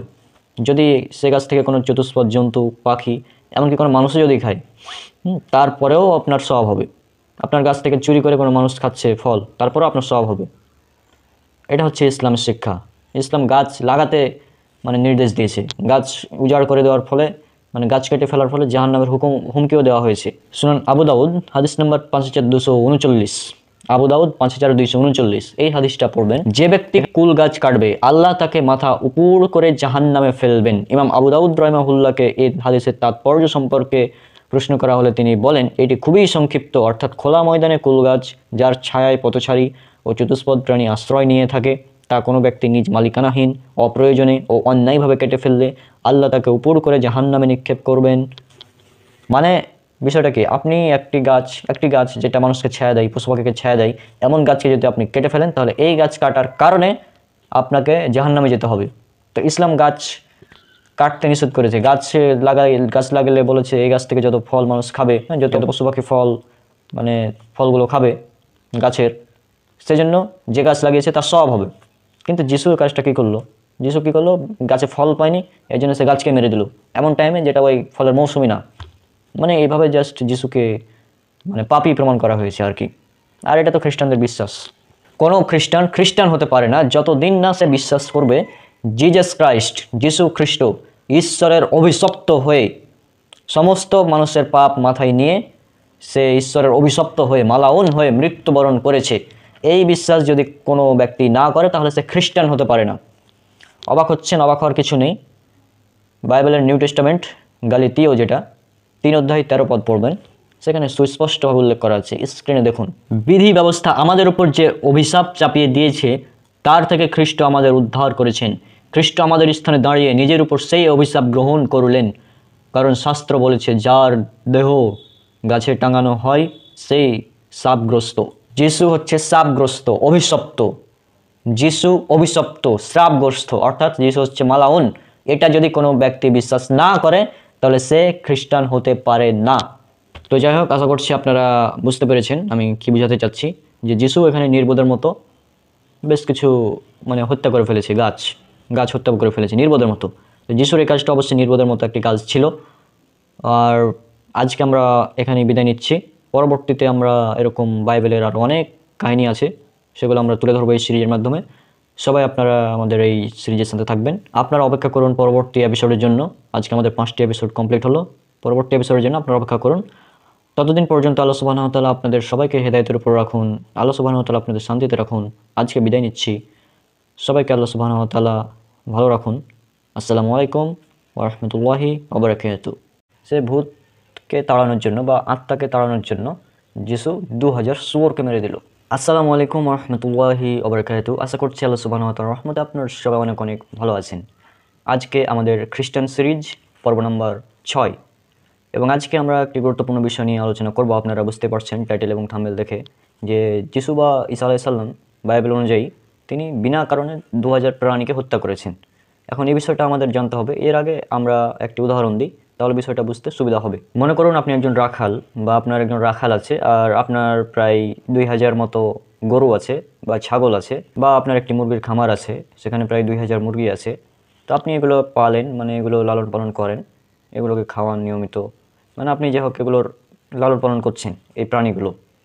হ্যাঁ, আপনার 2000 ছাগল আছে বা গরু আছে, আপনি এগুলো লালন পালন করছেন। ঠিক এমন সময় একজন ব্যক্তি আসলো, এবং সে ব্যক্তি হচ্ছে জাদু, ভেলকিবাজি ইত্যাদি অনেক কিছু সে জানে। সে ব্যক্তি জাদুকর, এবং সে কী করলো, তার জাদু দেখানোর উদ্দেশ্যে সে আপনার একদম সমস্ত প্রাণীগুলোকে মেরে ফেললো জাদু দিয়ে। এখন এই জাদুকর, তাকে কি আপনি ভালো বলবেন? অবশ্যই আপনি ভালো বলবেন না। এই ব্যক্তি একজন হত্যাকারী, খুনি, এগুলোই বলবেন। যে প্রাণী হত্যা করে দিয়েছে বিনা কারণে, এটাই বলবেন। তো এটা হচ্ছে একটি উদাহরণ। আর ঠিক এই ঘটনাটাই বাইবেলে উল্লেখ করা আছে একজন বিশেষ ব্যক্তির নামে। তিনি আমাদের নবী ঈসা আলাইহিসসালাম। খ্রিস্টানরা তাকে বলে জিজাস ক্রাইস্ট বা যিশু খ্রিস্ট। যিশু খ্রিস্টর নামে বাইবেলের গসপেলের মধ্যে, এই বাইবেলের নিউ টেস্টামেন্টের যে গসপেলগুলো আছে, মথি, মার্ক, লুক, যোহান, এই 4টি গসপেল, মানে এই 4টি গসপেল বলেন কি যে এই 4টি গসপেল হচ্ছে পুরোটাই এই যিশুর অলৌকিক কাজকর্ম নিয়ে। আসলে কাহিনীটা কি বলেন তো, এই যে আমাদের সমাজে কিছু পীর আছে বা কিছু অলৌকিক কাজকর্ম করতে পারে, জাদু, ভেলকিবাজি ইত্যাদি জানে, এমন অনেক ব্যক্তি আছে। তারা আসলে সাধারণ মানুষকে, যারা অলৌকিক কাজে বিশ্বাস করে, তারপর যারা অশিক্ষিত, কুসংস্কারে বিশ্বাসী, তারা মূলত এদের, মানে তাদেরকে মূলত টার্গেট করে। এরা এরা তাদেরকে টার্গেট করে বিভিন্ন জাদু দেখিয়ে, মানে তার দলে টানার একটি ধান্দা বলতে পারেন। তো এরকমই এই বাইবেলে যে ঘটনাগুলো লেখা আছে যিশুর নামে, এগুলো হচ্ছে মানে যিশুর প্রতি আকৃষ্ট করার ধান্দা মানুষকে। আর আপনারা জানলে অবাক হবেন যে খ্রিস্টান মিশনারিরা, তারা বেশিরভাগই গ্রামের প্রত্যন্ত অঞ্চলে, মানে যারা অশিক্ষিত বা কম শিক্ষিত বা এগুলো বিষয়গুলো বুঝে না, অলৌকিক কাজ দেখলে একদম পাগল হয়ে যায়, তাদেরকে টার্গেট করে। এবং তাদেরকে টার্গেট করে করে তারা মানে খ্রিস্টান ধর্মের দাওয়াত দিয়ে খ্রিস্টান বানিয়ে নেয় এভাবে। তো এগুলোই মূলত কাহিনী উল্লেখ করা আছে এই বাইবেলের 4টি গসপেলে। 4টি গসপেল আপনারা পড়তে পারেন, যারা কম্পারেটিভ রিলিজিয়ন নিয়ে পড়াশোনা করেন তারা অবশ্যই এগুলো পড়াশোনা করেছেন। তো যাই হোক, বিষয়গুলো দিকে না যাই, মূল কাহিনীতে চলে আসি। যে এই কাহিনীগুলো বাইবেলে যিশুর নামে উল্লেখ করা হয়েছে। কোথায় আছে? বাইবেল খুলবেন, গসপেল অফ ম্যাথিউ 8 অধ্যায় 31 থেকে 35 নম্বর ভার্স। এরপর আছে গসপেল অফ লুক 8 অধ্যায় 32 থেকে 35 নম্বর ভার্স। এরপর আছে গসপেল অফ মার্ক 5 অধ্যায় 11 থেকে 17 নম্বর ভার্স। এখানে ঘটনাটা উল্লেখ করা আছে। স্ক্রিনে দেখুন গসপেল অফ মার্ক, আমি পড়ছি। মূলত এখানে কাহিনীটা কি বলেন তো? কাহিনীটা হচ্ছে যে এই দেখুন, যিশু একজন অসুচি আত্মায় পাওয়া লোককে সুস্থ করলেন। এটা হচ্ছে মূল কথা। যে এক ব্যক্তিকে আত্মাতে ধরেছিল, সেই এক ব্যক্তিকে তিনি সুস্থ করেছেন 2000 প্রাণী হত্যার বিনিময়ে, এবং 2000 শুয়োরকে হত্যা করেছে যিশু। এরপর যিশু এবং তার শিষ্যরা হ্রদের উপরে গেরাসেনীদের দেশে এলেন। তিনি নৌকা থেকে নামার সাথে সাথে একটি লোক কবরস্থান থেকে তাঁর সামনে এলো। তাকে অসুচি আত্মায় পেয়েছিল, সে কবরস্থানে বাস করত। কেউ তাকে শেকল দিয়ে বেঁধে রাখতে পারতো না। লোকে বারবার তাকে বেড়ি ও শেকল দিয়ে বাঁধত, কিন্তু সে শেকল ছিঁড়ে ফেলতো এবং বেড়ি ভেঙে টুকরো করতো। কেউ তাকে বশ করতে পারতো না। সে রাত দিন সবসময় কারখানা ও পাহাড়ি জায়গায় থাকতো এবং চিকিৎসার করে লোকদের ভয় দেখাতো এবং ধারালো পাথর দিয়ে নিজেকে ক্ষতবিক্ষত করতো। সে দূর থেকে যিশুকে দেখে সে প্রণাম করলো আর খুব জোর চেঁচিয়ে বলল, হে ঈশ্বরের সবচেয়ে মহান পুত্র যিশু, আপনি আমায় নিয়ে কি করতে চান? আমি আপনাকে ঈশ্বরের দিব্যি দিচ্ছি, আমাকে যন্ত্রণা দেবেন না। কারণ তিনি তাকে বলেছিলেন, ওহে অসুচি আত্মা, এই লোকটি থেকে বেরিয়ে যাও। তিনি তাকে জিজ্ঞাসা করলেন, তোমার নাম কি? সে বলল, আমার নাম বাহিনী, কারণ আমরা অনেকগুলো আছি। তখন সে যিশুর কাছে মিনতি করতে লাগলো যেন তাদেরকে সে অঞ্চল থেকে তাড়িয়ে না দেন। সেখানে পর্বতের পাশে একদল শুয়োর চড়ছিল, আর তারা অসুচি আত্মারা যিশুকে অনুনয় করে বলল, আমাদের ওই শুয়োরের পালের মধ্যে ঢুকতে হুকুম দিন। তিনি আমাদেরকে অনুমতি দিলে সেই অসুচি আত্মারা বের হয়ে শুয়োরদের মধ্যে ঢুকে পড়লো। তাতে সেই শুয়োরের পাল, কম বেশি 2000 শুয়োর, দৌড়ে ঢালু পাহাড় দিয়ে হ্রদে গিয়ে পড়লো এবং ডুবে মরলো। একজন মানুষকে ভূতে ধরেছিল, ভূতে ধরেছিল, যে ভূতে ধরা যেটাকে বলে, সে ভূতকে তাড়ানোর জন্য বা আত্মাকে তাড়ানোর জন্য যিশু 2000 শুয়োরকে মেরে দিল। তাহলে আপনারা যেটা স্ক্রিনে দেখতে পেলেন, এটা হচ্ছে গসপেল অফ মার্ক অধ্যায় নাম্বার 5 ভার্স 1 থেকে 20। এখানে কাহিনীটা হচ্ছে যে যিশু মানে একজনকে আত্মায় ধরেছিল, এক ব্যক্তিকে ভূতে ধরেছিল, সে ভূতকে তাড়ানোর জন্য যিশু 2000 শুয়োরকে মেরে দিয়েছে। এখন আপনি কি বলবেন? এই কাজটা খুব ভালো, এবং মানুষ নাকি এটা দেখে অবাক হয়েছে। আজীব ব্যাপার। এখন আপনি যদি বলেন যে হ্যাঁ এটা ভালো কাজ, তাহলে আমরা মুসলিমরা যদি কোনো খ্রিস্টানদের বাড়িতে গিয়ে, মানে মনে করেন এক খ্রিস্টান ব্যক্তির 2000 গরু আছে, আমরা গিয়ে গরুকে আগুন দিয়ে জ্বালিয়ে মেরে ফেলে দিলাম, এটা কেমন হবে? এটা নিশ্চয়ই ভালো কাজ হবে এটা অনুযায়ী, কারণ এখানে তো তেমনই কিছু বলা হচ্ছে। আর আরেকটা বিষয়, যে মানে একজন মানুষের ভিতর থেকে আত্মা তাড়ানোর জন্য 2000 শুয়োর কেন মারতে হবে? একটা শুয়োর মারলে যদি একজন মানুষের প্রাণ বেঁচে যেত তাহলে তো ভালো হতো, তাই না? তাই বলে একজন মানুষের প্রাণ বাঁচানোর জন্য 2000 শুয়োর মেরে দিতে হবে, এটা কোন ধরনের কথা ভাই? না, আজীব ব্যাপার। আর এই ঘটনাগুলো যে মিথ্যা, এগুলোর প্রমাণ আপনারা এই 3টি জায়গায় যে রেফারেন্স দিলাম, গসপেল অফ ম্যাথিউ 8 অধ্যায় 31 থেকে 34 নম্বর ভার্স, তারপর গসপেল অফ লুক 8 অধ্যায় 32 থেকে 35 নম্বর ভার্স, এবং মার্ক 5 অধ্যায় 1 থেকে 20 নম্বর ভার্স। এইগুলো পড়লে বুঝতে পারবেন এখানে কন্ট্রাডিকশন আছে। মার্কে বলছে একজন মানুষের থেকে আত্মা বের করেছে, আর লুক আর ম্যাথিউতে বলছে যে দুইজন বা একাধিক মানুষের দেহ থেকে আত্মা বের করেছে, এরকম কথা বলা হচ্ছে, মানে কন্ট্রাডিকশন আছে এদের মধ্যে। তো এটাই যাই হোক, এই জন্য কোরআন বারবার বলে যে মানে আহলে কিতাব তারা নিজেদের ধর্মগ্রন্থকে বিকৃত করেছে। সূরা বাকারা সূরা নাম্বার 2 আয়াত 79, 179 বিভিন্ন জায়গাতে আছে। হচ্ছে গসপেল অফ ম্যাথিউ অধ্যায় নাম্বার 8 ভার্স 28 থেকে দেখতে থাকুন। এখানে আচ্ছা যাই হোক, ভূতে পাওয়া দুজন লোক কবর থেকে বেরিয়ে, হ্যাঁ এখানে দুজনের কথা বলা হচ্ছে। যিশু দুজন লোকের ভূত তাড়ালেন, কিন্তু ওই আমরা মার্কে দেখলাম একজনের ভূত তাড়ালেন। তো এটা হচ্ছে কথা যে এখানে বলা হচ্ছে যিশু দুজন লোককে সুস্থ করলেন, ওখানে বলা হচ্ছে মার্কে বলা হচ্ছে একজন লোককে সুস্থ করলেন। কন্ট্রাডিকশন। সূরা নিসা সূরা নাম্বার 4 আয়াত নাম্বার 82। আল্লাহর কিতাবে কোনো রকম কন্ট্রাডিকশন থাকতে পারে না। অর্থাৎ আল্লাহ বলছেন যদি এই কোরআন আল্লাহ ব্যতীত অন্য কারো পক্ষ থেকে আসতো তাহলে অবশ্যই তাতে অনেক বৈপরীত্য থাকতো, কিন্তু আল্লাহর কিতাবে পবিত্র কোরআনে কোনো বৈপরীত্য নেই। হ্যাঁ, তাহলে এই বাইবেল যদি আল্লাহর আসমানি কিতাব হতো এখানেও কোনো বৈপরীত্য থাকতো না, কিন্তু এগুলো আল্লাহর আসমানি কিতাব নয়, এইগুলো মানুষ পরবর্তীতে বিকৃত করেছে। এই কাহিনীগুলো জাল কাহিনীগুলো সংযোজন করেছে যিশুর নামে, তাও আবার। বুঝতে পারছেন ব্যাপারগুলো? তো এটা নিয়ে আমরা পরবর্তীতে আলোচনা করব, বাইবেলের কন্ট্রাডিকশন যখন আলোচনা করব, বৈপরীত্য, তখন অনেকগুলো এপিসোড আসবে, সেখানে আবার এগুলো কথা বলবো। তো মূল কথা হচ্ছে যে ভাই, একজন মানুষকে বাঁচানোর জন্য বা দুইজন মানুষকে বাঁচানোর জন্য 2000 শুয়োরকে মেরে দিল যিশু। এটা কেমন কথা? এটা কি কোনোভাবে লজিক্যাল হতে পারে? যারা ওই তান্ত্রিক বা আছে, যারা মূলত ওই ভূত জিন আত্মা এগুলো নিয়ে মানে কাজ করে আর কি, এগুলো যারা তাড়ায় তারা কি এমন কোনো কাজ করে যে মানে একজন মানুষকে বাঁচানোর জন্য 2000 প্রাণীকে মেরে দিতে হবে, এরকম কোনো কাজ করে তারা? এরকম কোনো কাজ তো করে না। তো এটা কোনোভাবে অলৌকিক কাজ হতে পারে না যিশুর। মানে এগুলো হচ্ছে কি যিশুকে ঈশ্বর প্রমাণ করতে গিয়ে এরা কাহিনী তৈরি করেছে, এটা হচ্ছে মূল কাহিনী, আর কিছু না।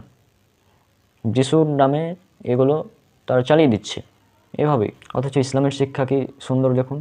ইসলামের শিক্ষা হচ্ছে এমন যে একটা প্রাণীকে যদি আপনি খাবার খাওয়ান, হ্যাঁ, তাহলে তার জন্য আপনার গুনাহ মাফ হতে পারে। আবার যদি একটি প্রাণীকে আপনি বেঁধে রাখেন, কষ্ট দিয়ে দেন বা কষ্ট দেন, না খাইয়ে কষ্ট দেন, ফলে যদি সে প্রাণী মারা যায় তাহলে আপনাকে জাহান্নামে যেতে হবে। এই দুটি ঘটনা উল্লেখ করব হাদিস থেকে এখন। সহিহ বুখারীর 3321 এবং 3467 নম্বর হাদিস, এবং এই হাদিসটা আরও উল্লেখ করা আছে সহিহ মুসলিমে, ইন্টারন্যাশনাল নাম্বার আপনারা দেখবেন 2245, এবং আপনারা ইসলামিক ফাউন্ডেশন সহিহ মুসলিম হাদিস নাম্বার 5666, এবং হাদিস একাডেমি 5753, 5754, এই হাদিসগুলোর রেফারেন্স দিলাম। এই হাদিসগুলো আপনারা দেখবেন, একটা দেখলে যথেষ্ট। আমি একটা স্ক্রিনে দিচ্ছি সহিহ বুখারীরটা, যে 3321 নম্বর হাদিস সহিহ বুখারী। আবু হুরায়রা রাদিয়াল্লাহু আনহুর সূত্রে আল্লাহ রাসূল সাল্লাল্লাহু আলাইহি ওয়াসাল্লাম হতে বর্ণিত, তিনি বলেন, এক ব্যভিচারিণীকে ক্ষমা করে দেওয়া হয়। সে একটি কুকুরের কাছ দিয়ে যাচ্ছিল, তখন সে দেখতে পেল কুকুরটি একটি কূপের পাশে বসে হাঁপাচ্ছে। রাবী বললেন, পানির পিপাসা তাকে মুমূর্ষ করে দিয়েছিল। তখন সেই নারী তার মোজা খুলে তার ওড়নার সঙ্গে বাঁধল, অতঃপর কূপ হতে পানি তুলল এবং কুকুরটিকে পান করালো। এই কারণে তাকে ক্ষমা করে দেওয়া হলো। মানে ঘটনাটা বুঝতে পারলেন যে একটা বেশ্যা মেয়ে ছিল, মানে সে কিন্তু মুসলিম না, হ্যাঁ, অন্যান্য বর্ণনাতে বলা হয়েছে ইহুদি মহিলা ছিল। তো যাই হোক, সে একটি বেশ্যা মেয়ে ছিল, অর্থাৎ তার কাজ ছিল বেশ্যাবৃত্তি করা, সে ছিল ব্যভিচারিণী। তো এই বেশ্যা মেয়ে, সে একটি কুকুরের পাশ দিয়ে যাচ্ছিল এবং দেখলো যে কুকুরটি হাঁপাচ্ছে, অনেক পিপাসা পেয়েছে কুকুরটির। তখন সে তার মোজা দিয়ে পানি তুলে কুকুরটিকে পান করালো, তার ফলে তাকে মাফ করে দেওয়া হলো। চিন্তা করুন, একটি কুত্তা ডগ, হ্যাঁ, এখানে তো যিশু শুয়োরকে মেরে দিল, কিন্তু এখানে কি ডগ, এই ডগকে যদি পানি পান করে তার ফলে মানুষ মানে ক্ষমা পাওয়ার একটি সম্ভাবনা আছে, এখানে উল্লেখ করা আছে। অর্থাৎ যদি আপনি কোনো ক্ষুধার্ত পশু পাখি বা প্রাণীকে খাবার খাওয়ান, হতে পারে সেটা কুত্তা বিলাই বা অন্য কিছু, যে কোনো কিছু হতে পারে প্রাণী, যদি খাবার খাওয়ান তাহলে তার বিনিময়ে আপনার গুনাহ ক্ষমা হওয়ার সম্ভাবনা আছে। এই হাদিস থেকে আমরা শিখতে পারি এটা। এই হাদিস থেকে আমরা এই শিক্ষাটা পাচ্ছি। অপরদিকে যিশু কী করলো? যিশু প্রাণীকে হত্যা করে দিল 2000। আজীব ব্যাপার। আরও একটি ঘটনা, যে এক মহিলা, তার একটি বিড়াল ছিল, সে বিড়ালকে খেতে দিত না, বেঁধে রেখেছিল, যার কারণে তাকে জাহান্নামে যেতে হয়েছিল। এই ঘটনা কোথায় পাবেন? এই ঘটনা পাবেন সহিহ বুখারীতে, হাদিস নাম্বার হচ্ছে 3318। এছাড়াও আছে হাদিস নাম্বার 2365। এছাড়া রাসূল সাল্লাল্লাহু আলাইহি ওয়াসাল্লাম বলেছেন, একটি মেয়ে লোককে একটি বিড়ালের কারণে শাস্তি দেওয়া হয়, সে নিজেও বিড়ালটিকে পানাহার করেনি এবং তাকে ছেড়েও দেয়নি, যে যাতে করে সে নিজে জমিনের পোকামাকড় খেতে পারে। অর্থাৎ একটি বিড়াল ছিল এক মহিলার, সে বিড়ালকে সে খেতে দেয়নি, অর্থাৎ সে দায়িত্বহীনতার কারণে তাকে জাহান্নামে যেতে হবে। চিন্তা করুন যে একটি প্রাণীকে দায়িত্বহীনতাভাবে খেতে না দিয়ে বেঁধে রেখে হত্যা করার কারণে মহিলাকে জাহান্নামে যেতে হচ্ছে, আর যিশু বিনা কারণে 2000 শুয়োর মেরে দিল বাইবেলে। চিন্তা করুন কিভাবে হতে পারে এটা? এটা কি কোনোভাবে একজন নবীর কাজ হতে পারে? এটা সম্ভব? কোনোভাবে এটা সম্ভব না। তো যাই হোক, এই সমস্ত ঘটনা বিশ্লেষণ করলে বোঝা যায় যে এই বাইবেলের ঘটনাগুলো জাল করা হয়েছে যিশুর নামে। এগুলো সব মিথ্যা ঘটনা। আপনারা বাইবেল পড়ুন, কোরআন হাদিস পড়ুন এবং তুলনা করুন। তুলনা করে দেখুন যে কোনটা সঠিক, কোনটা লজিক্যাল। এসব আনলজিক্যাল, ইললজিক্যাল, বিনা কারণে জাদু দিয়ে 2000 প্রাণীকে হত্যা করে দেওয়া, এগুলো ইললজিক্যাল। যিশু গত পর্ব আলোচনা করেছিলাম, বিনা কারণে বৃক্ষ নিধন করে দিল, গাছ মেরে ফেলে দিল, উদ্ভিদকে মেরে ফেলে দিল, এখন আবার প্রাণীকে মেরে ফেলে দিচ্ছে। এগুলো কি ভাই? পরবর্তীতে এই সিরিজের আরও অনেক আলোচনা আসবে, সেখানে তো আরও দেখতেই পাবেন কত জঘন্য বিষয়গুলো রয়েছে বাইবেলের মধ্যে। তো যাই হোক, আজকে বিদায় নিচ্ছি। আর আপনারা সত্য খুঁজতে থাকুন, যারা খ্রিস্টান আছেন আপনারা সত্য খুঁজতে থাকুন, সত্য আপনাদের মুক্তি দেবে ইনশাআল্লাহ। যেমনটা যিশু খ্রিস্ট, জিজাস ক্রাইস্ট, তিনি বলেছেন, বাইবেল উল্লেখ করা আছে, গসপেল অফ জন অধ্যায় নম্বর 8 ভার্স নম্বর 32, তুমি সত্য খুঁজো, সত্যই তোমাকে মুক্তি দিবে। সুতরাং আপনারা সত্য খুঁজতে থাকুন, ইনশাআল্লাহ সত্য আপনাদের মুক্তি দিবে। আজকে বিদায় নিচ্ছি, দেখা হচ্ছে পরবর্তী কোনো ভিডিওতে ইনশাআল্লাহ। সবাই আমার জন্য অনেক অনেক দোয়া করবেন। আসসালামু আলাইকুম ওয়া রাহমাতুল্লাহি ওয়া বারাকাতুহু। আসসালামু আলাইকুম ওয়া রাহমাতুল্লাহি ওয়া বারাকাতুহু। আমি মোহাম্মদ মুসাব্বিরুল ইসলাম রওনক। আশা করছি আল্লাহ সুবহানাহু ওয়া তাআলার রহমতে আপনারা সবাই অনেক অনেক ভালো আছেন। আজকে আমাদের খ্রিস্টান সিরিজ পর্ব নাম্বার 7 এবং আজকে আমরা আলোচনা করব যে জিজাস ক্রাইস্ট বা যিশু খ্রিস্ট বা ঈসা আলাইহিস সালাম, বাইবেলে উল্লেখ করা আছে ঘটনাগুলো, যে তিনি বিনা কারণে নিরপরাধীকে অভিশাপ দিয়েছেন।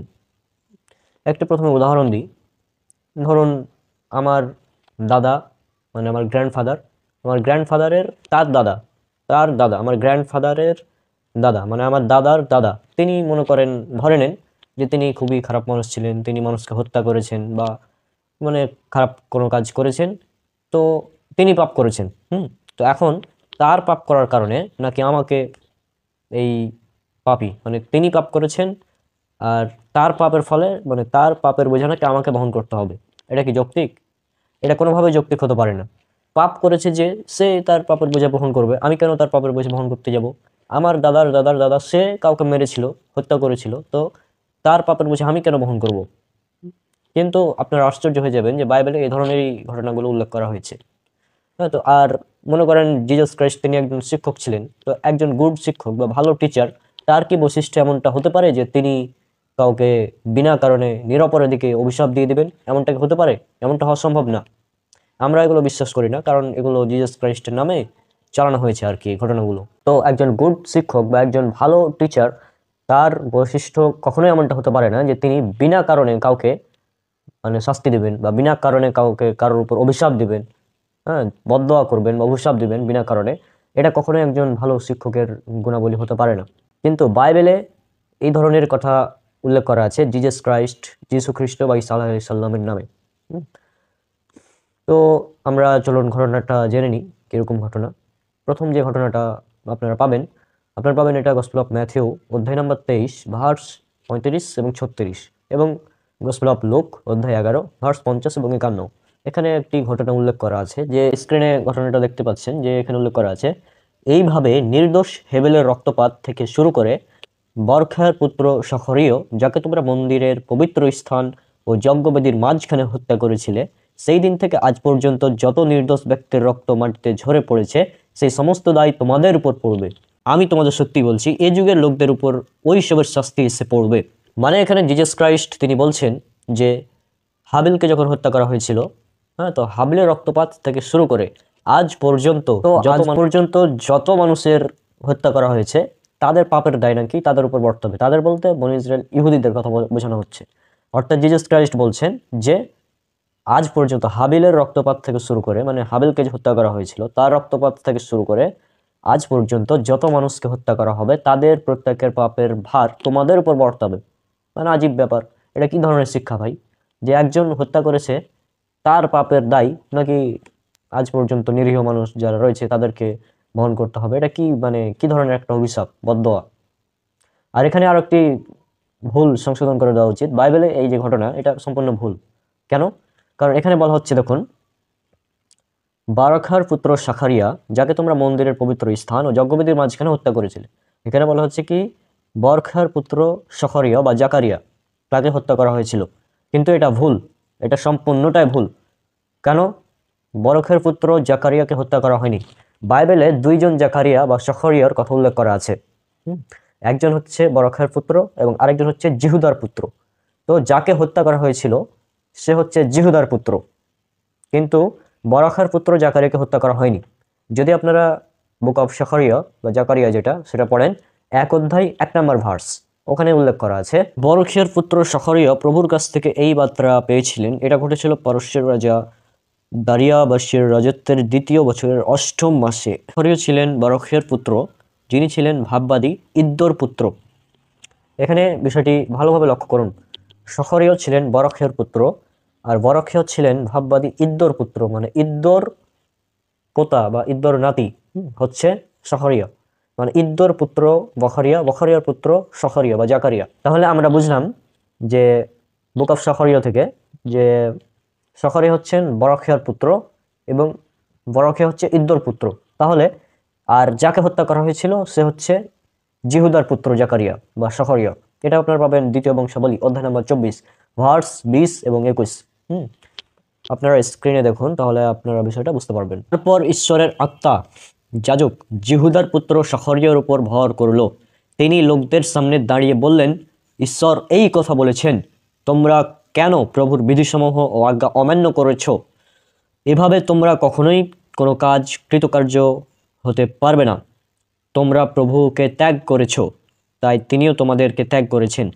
কিন্তু বিচার বুদ্ধিহীন লোকেরা তখন একসঙ্গে চক্রান্ত করল এবং রাজা যখন তাদের শখরিয়কে হত্যা করতে আদেশ দিলেন, তারা পাথর ছুঁড়ে মন্দিরের চত্বরেই তাকে হত্যা করলো। ফলে মন্দিরে যাকে হত্যা করা হয়েছিল তিনি হচ্ছেন জিহুদার পুত্র শখরিয় বা জাকারিয়া। কিন্তু বাইবেলে কি বলা হচ্ছে, গসপেল অফ ম্যাথিউতে, যে বরখের পুত্র শখরিয়কে হত্যা করা হয়েছিল। তাহলে দেখুন কিরকম কন্ট্রাডিকশন। মানে এখান থেকে প্রমাণিত হয় এই বাইবেলের এই ঘটনাগুলো মিথ্যা। কেন? কারণ বাইবেলের এক জায়গাতে বলছে যে জিহুদার পুত্র শখরিয়াকে হত্যা করা হয়েছিল, আবার বাইবেলের গসপেল অফ ম্যাথিউ, লুক, এখানে বলা হচ্ছে বরখিয়ার পুত্র শখরিয়াকে হত্যা করা হয়েছিল। আজীব ব্যাপার। মানে বাইবেল যে বিকৃত কিতাব, এটা বোঝার জন্য মানে এতটুকুই যথেষ্ট মনে করি। তারপরেও আমরা এই সিরিজে তো এটাই আলোচনা করছি যে বাইবেল হচ্ছে একটি বিকৃত কিতাব। মানে বাইবেলকে তারা বিকৃত করেছে, যেমন আল্লাহ পবিত্র কোরআনে বিভিন্ন জায়গায় বলেছেন, সূরা মাইদা সূরা নম্বর 5 আয়াত নম্বর 14, 44, 47, 67, হ্যাঁ, সূরা বাকারা সূরা নম্বর 2 আয়াত নম্বর 75, 79 ইত্যাদি বিভিন্ন জায়গায় উল্লেখ করা আছে যে তওরাত, জবর, ইনজিলকে তারা বিকৃত করেছিল ইহুদিরা। তা বিকৃতির এটা একটা প্রমাণ এই ধরনের কথাগুলো, যে জিহুদার পুত্র জাকারিয়াকে হত্যা করা হয়েছে, কিন্তু জিজাস ক্রাইস্ট তিনি আবার বলছেন, মানে জিজাস ক্রাইস্ট বলছেন গসপেল অফ মার্কের মতে, মানে মার্কে মথিতে যেটা উল্লেখ করা আছে গসপেল অফ ম্যাথিউতে, যে বরখের পুত্র শাখারিয়াকে হত্যা করা হয়েছিল। তাহলে এটা একটা কন্ট্রাডিকশন আমরা দেখতেই পাচ্ছি। মানে বাইবেল যে একটি বিকৃত কিতাব, হ্যাঁ, এটাকে যে তারা বিকৃত করেছে, এটা মানে স্পষ্ট একদম জলজ্যান্ত প্রমাণ। আর আপনারা আরও অবাক হয়ে যাবেন যদি আপনারা বুক অফ ইসরা সেটা পড়েন। বুক অফ ইসরা অধ্যায় নম্বর 5 ভার্স নম্বর 1 এবং বুক অফ ইসরা অধ্যায় নম্বর 6 ভার্স নম্বর 14। এখানে আবার কি কাহিনী করেছে দেখুন। এখানে বলছে যে সে সময় হগাই ও ইদ্দোর পুত্র শখরিয়, মানে এখানে দাদোকে বাবা বানিয়ে দিয়েছে। মানে আজীব ব্যাপার। আমরা বুক অফ শখরিয়াতে কি দেখলাম, শখরি হচ্ছে বারাখের পুত্র, বারাখিয়া হচ্ছে ইদ্দোর পুত্র, কিন্তু এখানে কি বলছে যে ইদ্দোর পুত্র শখরিয়া, মানে দাদাকে বাবা বানিয়ে দিয়েছে। আজীব ব্যাপার। মানে বাইবেল যে বিকৃত, এটা বোঝার জন্য আমাদের খুব বেশি মানে যে ঘাটাঘাটি করতে হবে বিষয়টা এমন না। খ্রিস্টানরা বলে যে বাইবেল হচ্ছে ঈশ্বরের বাণী, এটা পবিত্র আত্মার সাহায্যে লেখা হয়েছে। হ্যাঁ, তো পবিত্র আত্মা কি মানে এটা বুঝতে পারেনি যে এক জায়গায় বাবাকে দাদা বানিয়ে দিল, আবার আরেক জায়গায় আরেকজনের বাপের নাম এর জায়গায় আরেকজনকে বসিয়ে দিল। হ্যাঁ, যাকে হত্যা করা হয়েছে সে হচ্ছে জিহুদার পুত্র শখরিয়, কিন্তু মানে বলছে কি যে বরখের পুত্র শখরিয়াকে এটাকে হত্যা করা হয়েছিল। আজীব ব্যাপার। মানে পবিত্র আত্মা কেন, কোনো অপবিত্র আত্মাও এমন ভুল কথা লিখতে পারে না। হ্যাঁ, মানে হাস্যকর বিষয় পুরোটাই। তা আমাকে কেউ ভুল বুঝবেন না, আসলে আমি জাস্ট এটা উল্লেখ করছি। আপনাদের তো প্রথমে বলা হয়েছে যে আমরা জিজাস ক্রাইস্ট বা ঈসা আলাইহিস সালামকে ভালোবাসি। তিনি আমাদের নবী, তিনি আল্লাহর একজন রাসূল, অন্যতম একজন রাসূল, আমরা তাকে বিশ্বাস করি। কিন্তু খ্রিস্টান মিশনারিরা তার নামে মিথ্যাচার করে বেড়াচ্ছে এবং তার নামে মিথ্যাচার করে মুসলিমদেরকে খ্রিস্টান বানাচ্ছে মিথ্যাচার করে। আর এই যে গসপেল রয়েছে চারটা, মার্ক, মথি, লুক, যোহান, এই চারটি গসপেল যারা লিখেছে, তারা আসলে জিজাস ক্রাইস্টের নামে এই মিথ্যা কথাগুলো লিখেছে। আর তারা আসলে বাইবেলের ওল্ড টেস্টামেন্ট এবং ইতিহাস সম্পর্কে অজ্ঞ ছিল। না হলে এরকম ভুল কেন হয় ভাই, যে একজনের সন্তানকে আরেকজনের নামে চালিয়ে দিলাম। বারাখিয়ার পুত্র শাখারিয়াকে আমি বলে দিলাম জিহুদার পুত্র শাখারিয়া। আবার দাদাকে বাবা বানিয়ে দিলাম, ইদ্দর পুত্র বানিয়ে দিলাম শাখারিয়াকে।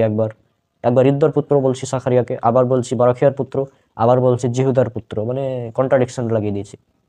এভাবে বাইবেলের কন্ট্রাডিকশন নিয়ে যখন আমরা আলোচনা করবো তখন আপনারা বিস্তারিত আরো বিষয়গুলো বুঝতে পারবেন ইনশাল্লাহ। তো যাই হোক, আশা করছি আপনারা বিষয়গুলো বুঝতে পারছেন যে জিজাস ক্রাইস্ট তিনি এখানে মানে তার নামে এখানে একটি মিথ্যাচার করা হয়েছে। যে একজনের পুত্রকে আরেকজনের পুত্র বানিয়ে দিয়েছেন। এটা আসলে জিজাস ক্রাইস্টের ভুল না, এটা আসলে যারা গসপেলগুলো লিখেছে, গসপেল অফ ম্যাথিউ, মথি, মার্ক, লুক, জন, এটা তাদের ভুল। জিজাস ক্রাইস্টের এখানে কোনো ভুল নেই, কারণ আমরা জিজাস ক্রাইস্টকে আল্লাহর নবী এবং রাসূল হিসেবে বিশ্বাস করি। তো আপনারা আরও অবাক হয়ে যাবেন যে জিজাস ক্রাইস্ট এখানে বাইবেলে জিজাস ক্রাইস্টের নামে আরও একটি ঘটনা প্রচলিত আছে যে জিজাস ক্রাইস্ট খ্রিস্ট ঈসা আলাইহিস সালাম তিনি দুইটি জায়গার উপর অভিশাপ করেছেন। কেন? কারণ তারা তার কথাকে গ্রহণ করেনি, মানে জিজাস ক্রাইস্টকে মানেনি, এই জন্য তিনি দুটি জায়গাকে অভিশাপ করেছেন। চলুন এই ঘটনাটা আপনারা কোথায় পাবেন? এই ঘটনা আপনারা পাবেন গসপেল অফ ম্যাথিউ অধ্যায় 11 ভার্স 20 থেকে 24 এবং গসপেল অফ লুক অধ্যায় নম্বর 10 ভার্স 12 থেকে 15। ঘটনাটা এরকম যে সমস্ত শহরে যিশু বেশিরভাগ অলৌকিক কাজ করেছিলেন তাদের তিনি ভর্ৎসনা করলেন, কারণ তারা তাদের মন ফেরায়নি। তিনি তাদের বললেন, ধিক কোরাসিন, ধিক বৎসইদা, তোমাদের কি ভয়ঙ্কর দুর্দশাই না হবে।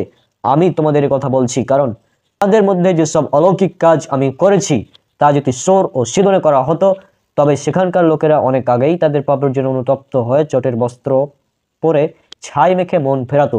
তাই আমি তোমাদের বলছি, বিচারের দিনে তোমাদের থেকে সোর ও সিদনের অবস্থা সহ্য করবার মতো হবে। আর হে কফরনাহুম, তুমি নাকি স্বর্গীয় মহিমাময় মণ্ডিত হবে? না, তোমাকে পাতালে নামিয়ে আনা হবে। যে সমস্ত অলৌকিক কাজ তোমার মধ্যে করা হয়েছে তা যদি সদমে করা হতো, তবে সদম আজও টিকে থাকতো। আমি তোমাদের বলছি, বিচারের দিনে তোমাদের চেয়ে বরং সদম দেশের দশা অনেক সহনীয় হবে। মানে বিষয়টা কি বলেন তো? মনে করেন দুটি গ্রামের মানুষের সামনে তিনি অলৌকিক কাজ দেখিয়েছিলেন, সেই দুটি গ্রামের মানুষ তার সেই কথাকে গ্রহণ করেনি, সেই জন্য তিনি ওই জায়গাকে অভিশাপ করে দিয়েছেন, ওই জায়গার উপরই বদ্ধ করে দিয়েছেন। মানে ওই জায়গার নাকি কেউ স্বর্গে প্রবেশ করতে পারবে না, বিচারের দিনে তাদের ভয়াবহ অবস্থা হবে, এই ধরনের কথা বলছেন। মানে কি একটা অবস্থা! ওই সেকেন্ড টাইমে কিছু মানুষ, ওই এলাকার কিছু মানুষ, ওই এলাকার কিছু মানুষ তার কথাকে গ্রহণ করেনি, এজন্য পুরো জায়গাটাকে তিনি অভিশাপ করে দিলেন। এটা কি কখনোই গ্রহণযোগ্য হতে পারে? এটা কোনোভাবে গ্রহণযোগ্য নয়। মানে আজীব ব্যাপার। সহিহ বুখারী হাদিস নম্বর 1358, এখানে আল্লাহ রাসূল সাল্লাল্লাহু আলাইহি ওয়াসাল্লাম তিনি বলেছেন যে প্রত্যেক নবজাত শিশু তারা জন্মগ্রহণ করে দিনুল ফিতর ইসলামের উপর মুসলিম হয়ে, পরে তাদের পিতামাতা তাদেরকে ইহুদি, খ্রিস্টান অথবা অগ্নিপূজারী বানায়।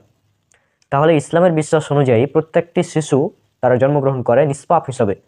কিন্তু ওই ওই এলাকা, যে এলাকার উপর অভিশাপ করেছে যিশু, ওই এলাকায় যেই জন্মগ্রহণ করুক, যারাই ওই জায়গাতে থাকবে তাদেরকে তিনি অভিশাপ করে দিয়েছেন। নিষ্পাপ মানুষ, নিরীহ মানুষের উপর তিনি অভিশাপ করে দিয়েছেন। আজীব ব্যাপার। অথচ বাইবেলের বিভিন্ন জায়গায় বলা হয়েছে একের পাপের বোঝা অন্যরা বহন করবে না। যেমন আপনারা যদি পড়েন বুক অফ ইজিকিয়েল অধ্যায় 18 ভার্স নম্বর 4 এবং বুক অফ ইজিকিয়েল অধ্যায় 18 verse number 20, book of Jeremiah অধ্যায় 31 ভার্স নম্বর 30, এখানে বলা হয়েছে প্রত্যেক ব্যক্তি তার নিজের পাপের জন্যই মারা যাবে।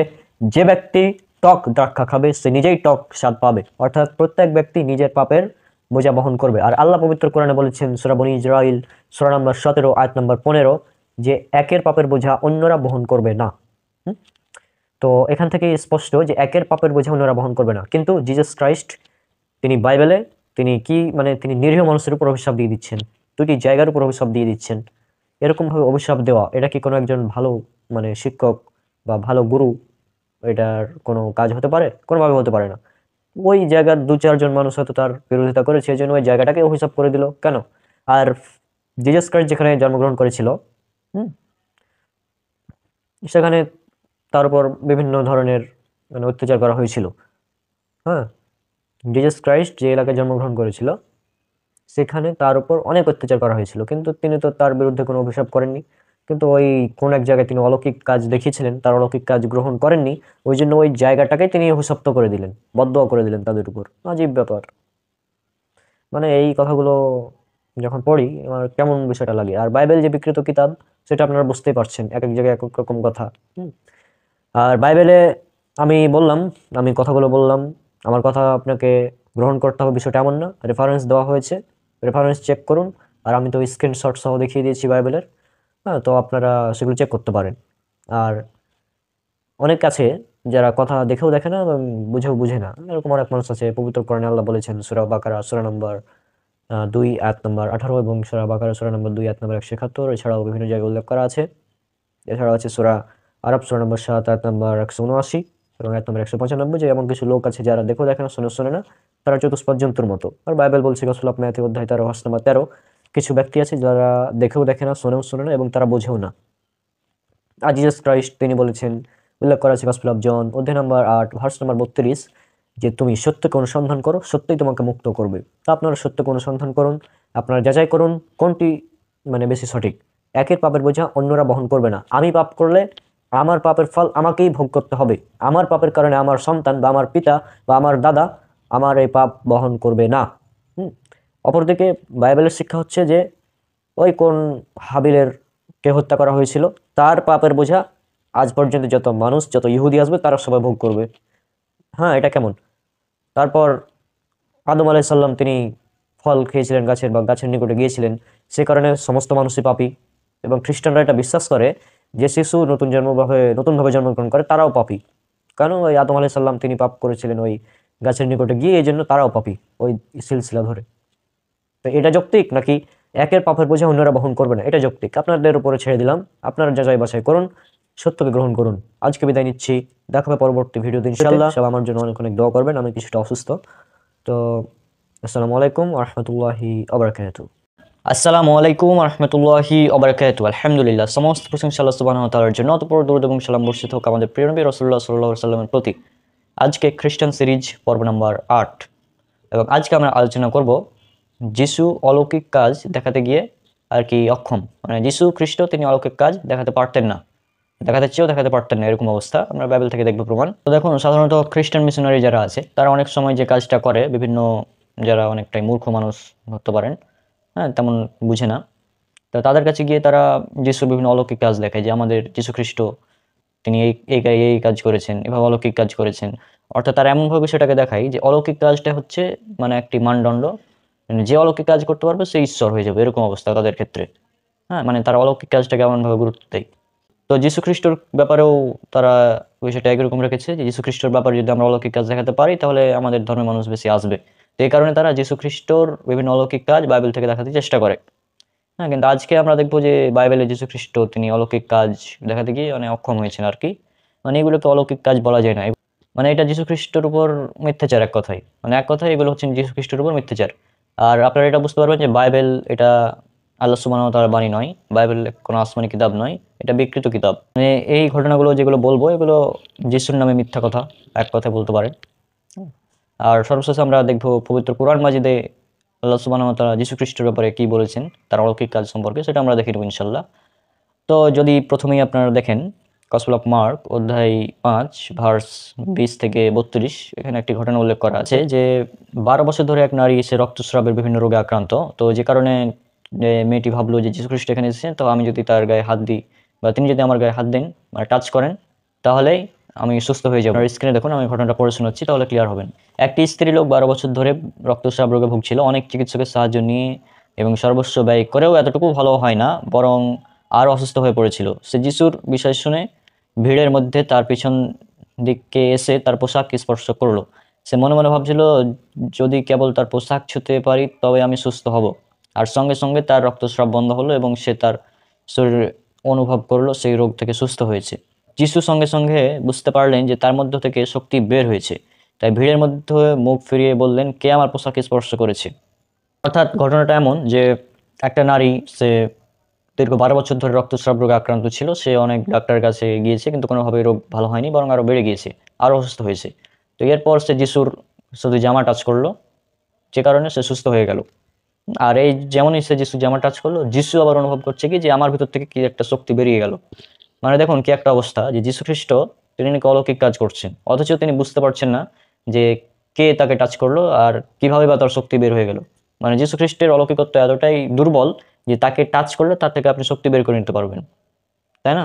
এতটাই দুর্বল সে, আর এভাবে দুর্বল দেখানো হয়েছে তাকে আর কি এখানে। তো এটা কিভাবে অলৌকিক কাজ হতে পারে? এটা তো মানে অলৌকিক কোনোভাবে হতে পারে, এটা দুর্বলতা প্রকাশ পেয়েছে, এটা অক্ষমতা, যে সে বুঝতে পারছে না যে কে তার থেকে শক্তি নিয়ে নিল, তাই না? এখানে সে যিশু বুঝতেই পারছে না যে আমার তার কাছ থেকে কে শক্তি নিয়ে নিয়েছে, এটা সে বুঝতে পারছে না কিন্তু, অথচ তার ভিতর থেকে শক্তি বের হয়ে গেল। সে এটা টের পাচ্ছে যে আমার ভিতর থেকে শক্তি বের হয়ে গিয়েছে, কিন্তু কে যে শক্তিটা নিল সেটা সে আর বুঝতে পারছে না। অর্থাৎ যিশুর শক্তি নিয়ে একটা মেয়ে সুস্থ হয়ে যাচ্ছে। আচ্ছা, মেয়ে একটা সুস্থ হয়ে গেল, এটা ঠিক আছে, এটাকে যদি অলৌকিক মেনেও নিই, তারপরে যিশুর যে অবস্থা হলো এটা কেন হলো? আবার যিশু কাউকে সুস্থ করার জন্য নাকি স্পর্শ করা লাগে, অথচ আমাদের সমাজে অনেককে দেখা যায় যে বিভিন্ন তন্ত্র মন্ত্র পড়ে দূর থেকে ফু দিয়ে একদম সুস্থ করে দেয়। মানে নাম ধরে দূর থেকে ফু দিবে, সে নাকি সুস্থ হয়ে যাবে, এরকম আমাদের সমাজেও দেখা যায়। অথচ যিশুরা কি কাউকে সুস্থ করার জন্য টাচ করার আগে, মানে যিশু যদি কাউকে সুস্থ করতে চায় এটাকে নাকি টাচ করতে হবে, আজীব ব্যাপার। তো যাই হোক, এই যিশুর এ ধরনের অনেক অলৌকিক ঘটনা রয়েছে, এগুলো তো যদি অলৌকিক বলা যায় না, এগুলো জাস্ট যিশুকে মানে কি বলবো হাসির পাত্র বানানো হয়েছে আর কি। তো এরপর আরো একটি ঘটনা আপনারা পাবেন গসপেল অফ মার্কে অধ্যায় 8 ভার্স 11 থেকে 13।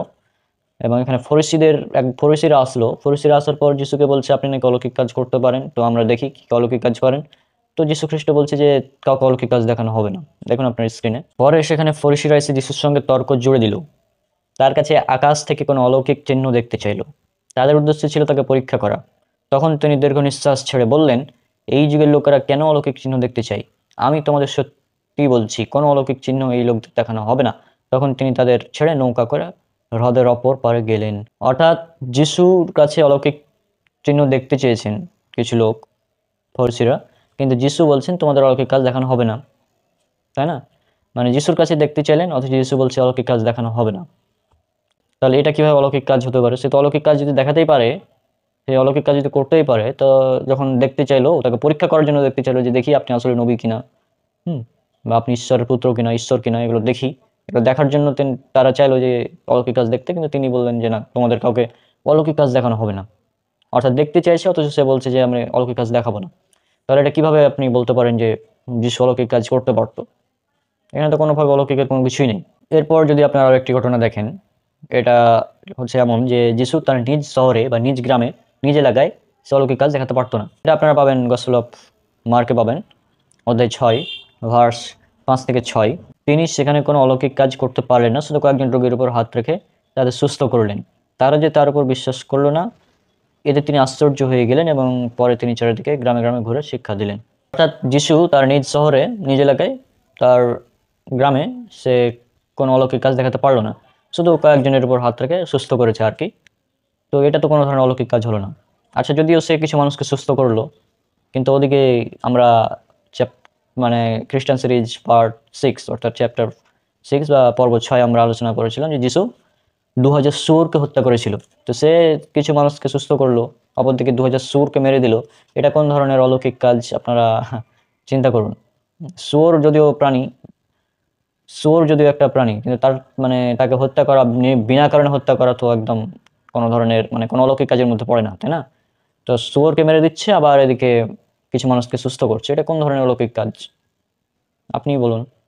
তো এভাবে যাই হোক, যিশুর এই কাজগুলো কোনোভাবে অলৌকিক না, এগুলো জাস্ট যিশুর নামে মিথ্যা কথা চালানো হয়েছে বাইবেলে। এরপরে আরেকটি ঘটনা যেটা দেখলে আপনারা অবাক হয়ে যাবেন, এটা আছে গসপেল অফ ম্যাথিউতে অধ্যায় 27 ভার্স নাম্বার আপনার 38 39 থেকে একদম 42 43 পর্যন্ত পড়তে থাকবেন। এখানে ঘটনাটা হচ্ছে ক্রুসিফিক্সন, অর্থাৎ তথাকথিত যে ক্রুসিফিক্সন আছে, যিশুকে ক্রুশে যখন চড়ানো হয়েছিল বলে খ্রিস্টানরা বিশ্বাস করে। তো এই ঘটনাটাতে আপনারা জানলে অবাক হবেন যে যিশুকে যখন ক্রুশে চড়ানো হয় তখন ইহুদিরা হাসাহাসি করছিল যে যিশু, তুমি নাকি অলৌকিক কাজ করতে পারো, তুমি নাকি মানুষকে সুস্থ করতে পারো, এই করতে পারো, সেই করতে পারো। তো এখন যদি তুমি এতই অলৌকিক কাজ করতে পারো, তো ক্রুশ থেকে নেমে আসে দেখাও। মানে যিশুকে বলছে, ঠাট্টা করছে তাকে নিয়ে, যে তুমি যদি পারো তো ক্রুশ থেকে নেমে এসে দেখাও, তাহলে আমরা তোমাকে বিশ্বাস করবো। এই ঘটনাটা আপনারা আরো পাবেন গসপেল অফ মার্ক অধ্যায় 15 ভার্স 29 থেকে 31, এছাড়াও গসপেল অফ লুক অধ্যায় 23 ভার্স 35, এগুলোতে পাবেন। আর এই মূল ঘটনা আমি যেখান থেকে পড়বো সেটা হচ্ছে গসপেল অফ ম্যাথিউ অধ্যায় 27 ভার্স 38 থেকে একদম 42-43 পর্যন্ত। আপনারা স্ক্রিনে দেখুন, অবাক হয়ে যাবেন। তারা দুজন দস্যুকে যিশুর সঙ্গে ক্রুশে দিল, একজনকে তার ডান দিকে, অপরজনকে তার বাঁ দিকে। সে সময় ওই রাস্তা দিয়ে সেসব লোক যাতায়াত করছিল। তারা তাদের মাথা নেড়ে তাকে ঠাট্টা ঠাট্টা করে বলল, তুমি না মন্দির ভেঙে আবার তা 3 দিনের মধ্যে তৈরি করতে পারো? তাহলে এখন নিজেকে রক্ষা করো। তুমি যদি ঈশ্বরের পুত্র হও তবে ক্রুশ থেকে নেমে এসো। সেইভাবে প্রধান যাজকরা, ব্যবস্থার শিক্ষকরা ও ইহুদি নেতারা বিদ্রুপ করে তাকে বলতে লাগলেন, এ লোক তো অপরকে রক্ষা করত, কিন্তু এ নিজেকে বাঁচাতে পারলো না। ও তো ইসরায়েলের রাজা, তাহলে এখনো ক্রুশ থেকে নেমে আসুক, তাহলে আমরা ওর উপর বিশ্বাস করব। এখন হচ্ছে এই কথা যে ও তো মানে মানুষকে রক্ষা করতো, অপরকে রক্ষা করতো, অথচ সে নিজেকে বাঁচাতে পারলো না। মানে তুমি নিজেকে বাঁচাতে পারো না, আবার অন্যকে রক্ষা করবা, বিষয়টা হচ্ছে এমন। হ্যাঁ, মানে নিজেই বাঁচতে পারছে না, আবার অন্যকে নাকি সে বাঁচাবে, মানে এমন ভাবে বলা হয়েছে বাইবেলে যিশুকে। ও নিজেকে বাঁচাতে পারছে না, ও আবার অন্যকে কি বাঁচাবে, এরকম ধরনের কথা বলা হয়েছে তাকে। হ্যাঁ, তো তুমি না 3 দিনের মধ্যে মন্দির ভেঙে আবার তৈরি করতে পারো? মানে এমন ভাবে তাকে কি করা হচ্ছে, ঠাট্টা করা হচ্ছে তাকে নিয়ে। হ্যাঁ, তুমি না মন্দির ভেঙে আবার 3 দিনের মধ্যে তৈরি করতে পারো মন্দির, তো এখন ক্রুশ থেকে নেমে এসে দেখাও, তাহলে আমরা তোমাকে বিশ্বাস করবো। এভাবে বলছে তাকে। দেখুন, তাহলে এটা কি ধরনের অলৌকিক কাজ? সে নিজেই বাঁচতে পারে না, তা আপনারা কিভাবে বলতে পারেন যে যিশু মানে অলৌকিক কাজ করেছেন? আমাদের বিশ্বাস তো যিশু খ্রিস্টকে একদম আল্লাহ সুবহানাহু ওয়া তাআলা আসমানে উঠিয়ে নিয়েছেন। কিন্তু ইহুদি এবং খ্রিস্টানরা এটা বিশ্বাস করেন। আর ইহুদিরা কি বলে জানেন?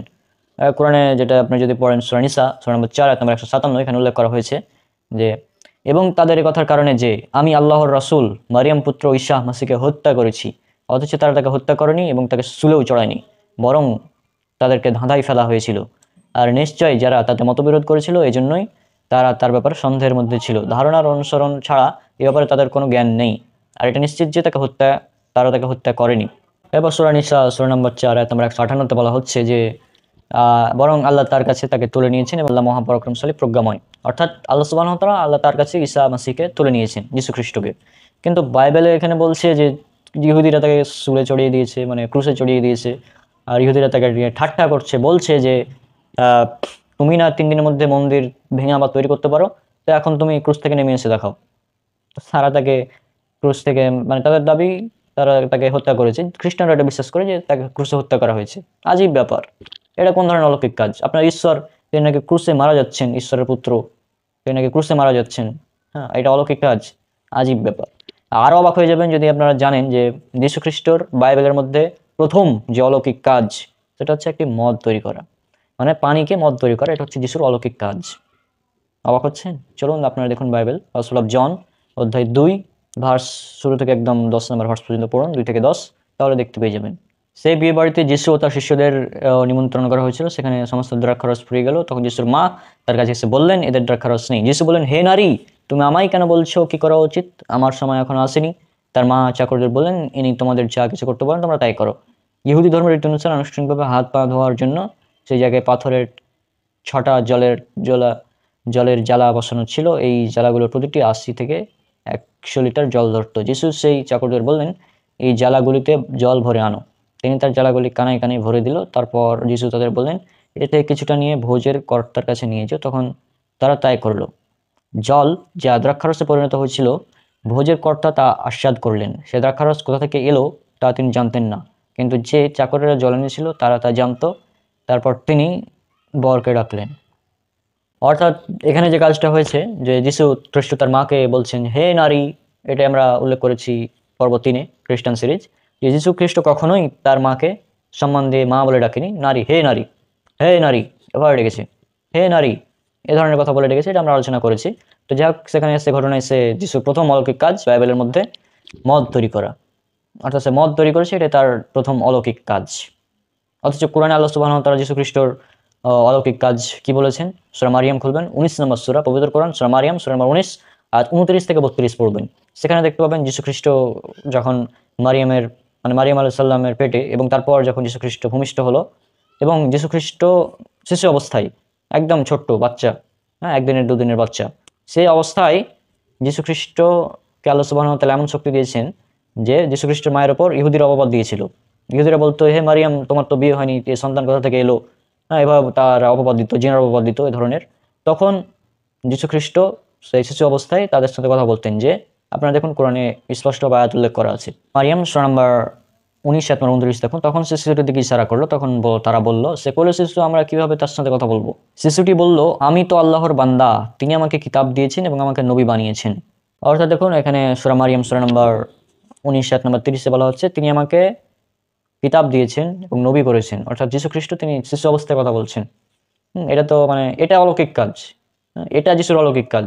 কিন্তু ওখানে কি মত তৈরি করছে, একবার ক্রুশে চড়ে দিচ্ছে, অথচ সে মানে কিছু করতে পারছে না। হ্যাঁ, আবার তার কাছ থেকে শক্তি নিয়ে নিচ্ছে, মানে সুস্থ হচ্ছে, অথচ যিশুর কাছ থেকে নাকি শক্তি বেরিয়ে যাচ্ছে। এগুলো কোথাকার অলৌকিক কাজ ভাই? আর অলৌকিক কাজ, এটা কি সত্যের মানদণ্ড? যিশু তো নিজেই বলেছেন, গসপেল অফ ম্যাথিউ অধ্যায় 24 ভার্স নাম্বার 24 যে আমি এই কথা বলছি কারণ অনেক ভণ্ড খ্রিস্ট ও ভণ্ড ভাবাদীর উদয় হবে, তারা মহা আশ্চর্য কাজ করবে এবং চিহ্ন দেখাবে, যেন লোকদের ঠকাতে পারে, যদি সম্ভব হয় এমনকি ঈশ্বরের মনোনীত লোকদেরও ঠকাবে। দেখুন, তাহলে যীশু খ্রিস্ট নিজেই বলছেন যারা মানে অনেক ভণ্ড খ্রিস্টর আগমন হবে, যারা অনেক অলৌকিক আশ্চর্য কাজ দেখাবে।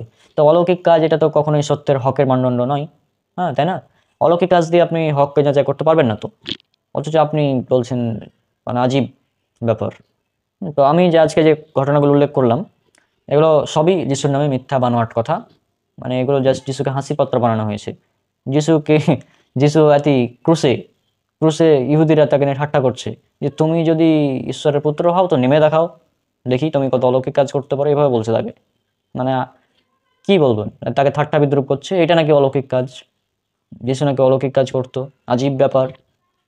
হ্যাঁ, অথচ সূরা ইমরান আমরা দেখেছি, সূরা ইমরান সূরা নম্বর 3 আয়াত নম্বর 49 যে যীশু খ্রিস্ট তিনি অনেক অলৌকিক কাজ করেছেন।